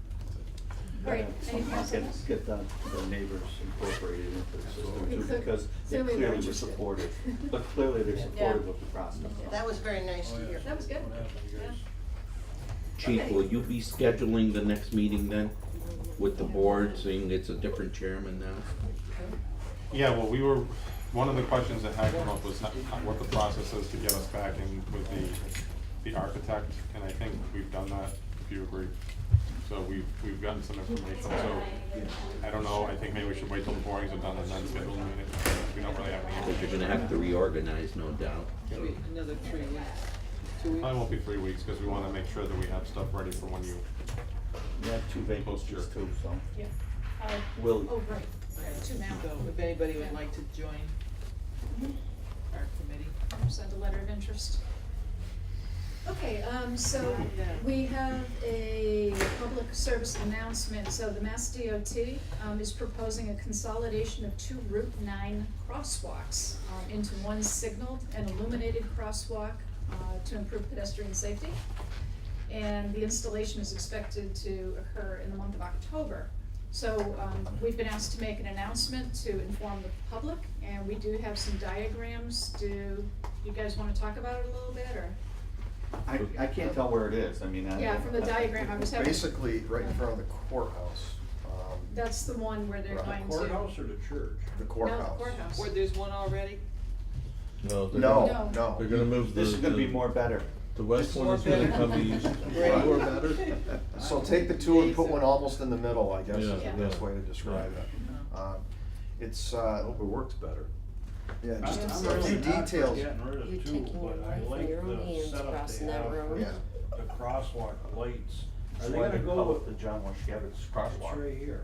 They call it the John Washkevich crosswalk. Listen, the, Listen, why don't we let these people talk That's what to they us said about over there, it, John, that we're into the that know meeting, your about it? crosswalk.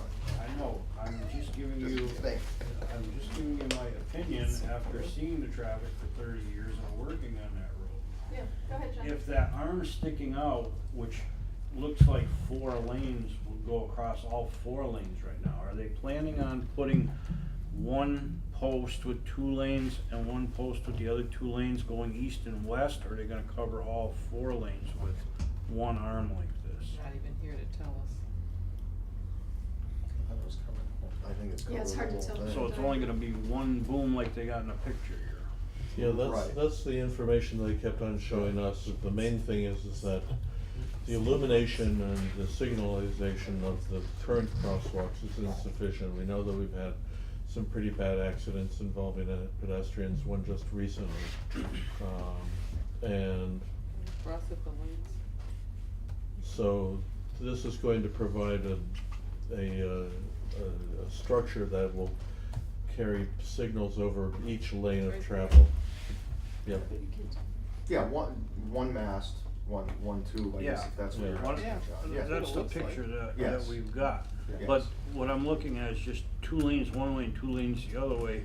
So there's more of a signal setting there going in both directions. Cause Correct. you can't see the end of that post Right. way out there for that slow lane going in the opposite direction. Although the signs look like they're pretty big and Especially if there's a semi in that lane. Yes, You can't yes, see you it. won't be able Can't to see it. see it. So if the post is there, and people get used to seeing the post there, like at a regular intersection, with 4 posts at a regular intersection, they know their signal's there, you know? Especially if they're overhead, you can see it. Exactly, these will be overhead, but just that post on the opposite side taking 2 lanes rather than 1 post taking 4 lanes is the point I'm trying to make. So how do we wanna handle this in terms of comment? There's no public hearing on this, right? Right, they're asking us to do some publicity so people know that this is coming and that we're looking, that they are looking on their road to improve pedestrian safety with better signalization, better illumination, and consolidation of two crossings into one crossing, so that the lines of visibility are longer or increased. Yeah, the problem with the new one they put in is it's right on a corner and they just fly around. And it's the right when corner. people are accelerating. But, you know, on the other hand, I was pulling out of Cumberland's one morning when a girl was hit at the one in front of the church, you know? Yeah. I mean, it's just Well, Route 9. It's a tough, This yeah. hawk, it'll be further away from that sharp corner, and it's similar to a set of stoplights out here. So I mean, think the visibility- strobes they got are excellent, it's just, nobody's Wrong place. paying attention to them. Yeah. They're in the wrong place. Yeah. Right. Will there be a change in road markings too? No. Approaching that crosswalk? Nothing? So nothing warning you that there's a crossing They signal ahead? didn't say anything about road markings, but I guess we can reach out and ask. Or even signage, like, you know, crosswalk ahead, Yeah. something. Like that, yeah. Well, if the people didn't have their faces in their phones, they would look up and see what's in front of them. Yeah, but there are plenty of people that are on their phone in their cars weaving in and out of traffic too, And so. the pier is gonna miss the sewer, just so you know. Oh, yeah? Yeah. How about Alright, the water main so- on the other side? So we'll continue to do everything we can to get that information out there. Right in between both of them. Sure. Okay, then the last formal agenda item before we do announcements and close out this meeting is a sewer impact fee discussion. Sure. You need to change the wording. Sewer impact fee discussion? Okay, so, if memory serves me correctly, Jerry, didn't you ask for this? I again? did, I need to know how we came up with these and why we get so much pushback on it. And what do we need to do when people are filling out applications in this town so that all of a sudden they don't get a $34,000 bill that they had no idea they were gonna get? Take it, Is that Mama. your The question? last Yeah. question actually, is in my goals and objectives for next year. It's part of it, believe it or not, I'm not being funny. Really, back to that Yeah. invoice, the impact fee is one thing, but the connection fee, they're already connected, so, you know, it's similar to what we went through with the grease tanks, you know? Well, I think it kind of This- starts with Tim, right? I mean, if This somebody happens comes all in the and says, time. I wanna build something, don't they go to you first? Yeah, well, there's a couple of things that we did after this last one, and quite honestly, this guy knew from day one. I mean, he just assumed that because he didn't get it on the first part of his building, that the second part didn't, apply to him. So there's a couple of things that we've done, and Marlo and I have talked, you know, we have a lot more communication than there was in the past. I've emphasized it in big bold letters on my webpage. That's the first thing you can see is please for all sewer connections to tie in, it says specifically here, all new buildings, commercial and residential connecting to sewer. It also says new construction additions or change of use that's connected to the sewer must contact the DPW. What I hear a lot about this is, and Marlo and I have talked, and there's going to be a lot of change on this. A lot of people don't understand what it's for, where the money is going to, and how we came up with those. And some of them are pretty high, and they just want an explanation. That's been the real problem, the crux of this thing. The other thing is you keep on calling it an impact fee. And it cannot be called an impact fee on all these things. And I've changed it to assessment fee. And the reason it should not be called an impact fee is, take me, if I put an addition on my house right now, I'm on sewer. There's only 2 of us. There's no impact that when I put an addition on, because there's still 2 people in my household. Well, wait a minute, if that addition's a bedroom and you have the opportunity to add somebody, that's an impact. But again, when you think impact is, how am I impacting that? And that's why, but if you call it an assessment, everything's included. So, I'm just. Yeah, but I mean, so is the plan that you guys are going to work cooperatively to try to figure out a fair and equitable way to do this and maybe propose some tweaks to the system? Yeah, Is we that what tweaked you're it a little bit. I think whether you call it impact assessment, it doesn't really matter what you call it. If somebody gets a $37,000 bill in the mail, they didn't know they were getting it. So now you back up the bus and look at the process. When somebody does come to my office, and it's happened a couple of times since I've been aboard, we've stepped them through the whole process, sat down with them, explained it to them, explained them how it works, why it's assessed, when it came about. I've gotten the check in hand on the spot or the next morning without any problems. There's questions, well, geez, that's kind of high, but then you explain everything. And Tim and I have talked about it, a lot of times it's about the process. Right. A particular situation, I don't want to speak too much because we didn't talk about it tonight. A particular situation, when I met with the gentleman, said he thought or interpreted that Hadley's like anywhere else, so he didn't come down and see the DPW. He just went and did his thing, and this was admitted in the meeting that when we were discussing it. So what compounded that matter even more was the initial impact fee, assessment fee, whatever we want to call it these days, was calculated incorrectly.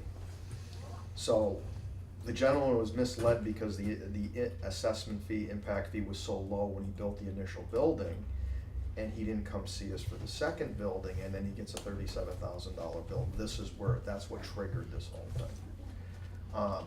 So I'm thinking some sort of mechanism that, an example is impact fees, I believe, have to be paid before Tim can offer an occupancy permit. I think it's in the regulations. So I'm trying to look at some sort of trigger that goes back and it starts at planning, comes down the pike, and not just they're told to come see us. Right, I mean, they come back to Tim with something signed from us, Yeah. and Tim can't do anything with it until we sign some sort of checklist or something that goes around. We talked about it today a little bit, and we're gonna work on some things. Consistent messaging. Consistency has been the issue. Not just process, but making sure that the messaging that's coming from Tim and coming from you are the Well, same. one of the other things that we put together was almost like a informational form for people to fill out, because there was some discrepancy. When I look at a building, I look at it based on building code. When somebody else might look at it, they look at it differently. So what we proposed was the form, the project information form, to be filled out, and that way we can all use it. The use is there, the occupancy's there, the size of the building, everything's on there. And then before we even get into giving a building permit, everybody's on the same page. And we saw that happen once before with one place. There was a couple of us called it one thing, and somebody then said, in my opinion, it's a nightclub. And there has to be some consistency right at the very beginning. And there was some hiccup with that. And, a building is a building, and the use is based on the building code, and that's where it should stay. Why can't we collect this assessment fee when they come and fill out the permit, so that everything is done before? Well, that's what we're trying to do right now, is to get it up front during the process of review of the building itself. What do you mean trying? Why can't that just happen? Why can't it just happen? Pick a date, like tomorrow, and make sure it gets done. And then nobody's got a problem ever again. We're doing that, Yeah, Jerry. we're working on that. process. But there's still people that sneak. Working on it kind of drags things out a lot. Well, can't we You just know, ask both yeah. of you guys to come up with a game plan sooner rather than later? And just come back and inform the board exactly how it's gonna work going forward, so that we all, again, are on the same page, and you address Jerry's issue and. Well, see, part of my goals and objectives for this coming year is about the regulations. I wanted to look at water sewer regulations, and I think that plays a big part in these impact fees, Jerry, because it says they don't have to pay the impact fees as written now until they don't have to pay them right up until getting an occupancy permit. Whereas we're gonna have to look at the regulations and change that so that we get the check at the beginning of the, in other words, And there's a little bit of state issued. regulation that we have to look at. Yes. You know, Timmy started this conversation with a common house with a bedroom, you know, and that's absolutely a different situation. Yes. Some of these, industrial or corporate businesses come in, and I was sitting at the table with you one time, I believe, when you first got here, and the man had a check in his hand, and he really didn't care what we had to say, he was ready to write that check at that point. Some of the small businesses in between the industrial and the homeowner are small, single businesses, it's a big impact on their whole operation at that point. And if they're not aware of it, it creates a major financial problem for them, you know, along with us trying to abide by the regulations that we put in place for maintaining our infrastructure. It does impact keeping some of these smaller businesses out, unfortunately. But I think you have to look at the big picture. This was instituted by the old sewer commissioners, and we've taken it over as the select board. And since its inception, it's taken in well over $1 million in fees, which allowed us to upgrade our sewer system, keep our rates compatible, you're not raising them to the sky limit, and that's the most important thing. It's been many years, so it's time to look at how the regulations were written, once again, How and the write them the fees right are, way and how for this some of modern these- day and age. You So know. it sounds like Marla's saying that part of that, the regulatory stuff is really, you know, you've got a project in your FY18 goals to work on. Really need a plumbing inspector involved in this also. Yeah, I mean, looking at water sewer regulations going forward in the next year, I think is important, and not just picking out this one thing, Jerry, and fixing it. We need to go through everything, because that, like the sewer regulations were all written under the old, the It's a really squeaky wheel. Huh? Would you It's say a that it really needs to squeaky wheel. flow a little bit? But again, I I'm don't done, think anybody's interested in because I'm throwing gonna the baby present out my with goals and the bathwater. objectives the end of the month. Sewer flow. Yeah. Madam Chair, before you ask for an adjournment, we're getting close to it. Yes, Could yeah, yes. David update us a little bit, you know, like on the Bay Road Bridge, there's some changes gonna be occurring there, I guess. Yeah. Anything important that, just a couple minutes on the administrative report. Good night. Okay, so it looks like they were delayed with the repairs on the Bay Road Bridge because of high water. But I'm told in 2 weeks' time, they're going to finish up on the south side of that, move everything over to the north side, and continue reconstructing the bridge. Truly, the worst side was the south side though, right? That's correct. Yes. And once the south side is open for traffic, we can resubmit our list of emergency vehicles for passage, because it'll be reinforced at that point. The only other thing is Marlo and I had a kickoff meeting with the engineers for the subsurface evaluation of the dike. They went out there and planted a bunch of stakes where they're going to be doing boring in the dike, probably starting in August. So if you hear of anything about stakes in the dike, that's what that's for. If people are on the dike and they see stakes, don't pull them up, please. Thank you. Can you give a little update on the dam in North Hadley too? What's transpired?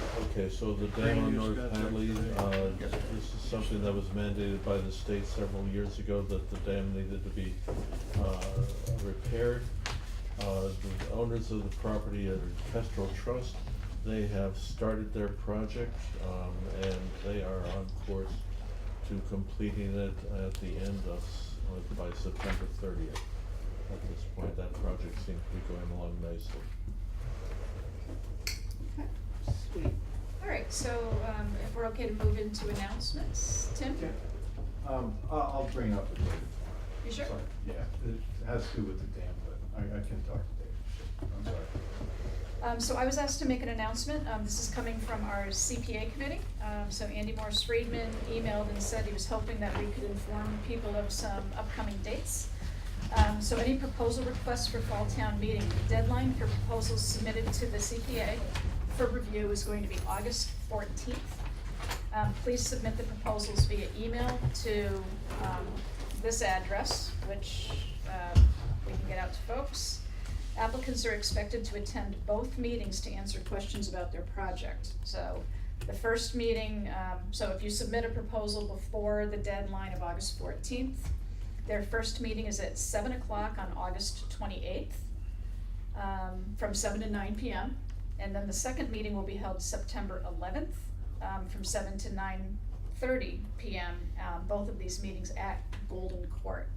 So anyone who might be interested in the project, please contact Andy Morris Friedman, or you can get contact information on the website as soon as possible so that they can help you with your application process, especially if it's your first time through, so that it can be as efficient and accurate as possible. Okay, any other announcements? Sure.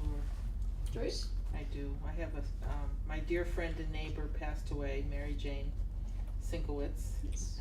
And so my condolences to Terry, Charlene, and Nancy, and their family and friends. She was a good woman. Yep. And then happy birthday to my husband. It's his birthday. I haven't seen him all day, so he's That's why he's so happy. That's the best birthday present he could have got, I bet. All right, happy birthday, Danny. Anything else? No? If not, David? No? Okay. I just, well, one thing is that last night the municipal buildings committee said that they submitted to you to be submitted to CPA, the painting of town hall. Do you have a copy of that? You have no idea what I'm talking about. Well, I know that I got a capital request, but I didn't. What's our meetings for I didn't get anything for submittal. Okay. I'll work with you on that. You're on the Cape tomorrow. First, second. Yes. Third. All right. Yes, I'll right. take care of everything. Okay. The hell with summer. We have a lot to get done before. We have 2 town meetings today. And by the way, young lady, you were late. Okay, so. My job precedes. All right, so we all set to adjourn? Do I have a motion? Motion. Second. All right. All in good. favor? Aye. Good night. Good night, everybody. Night, Irene. The stay at Grammys the 23rd and 24th.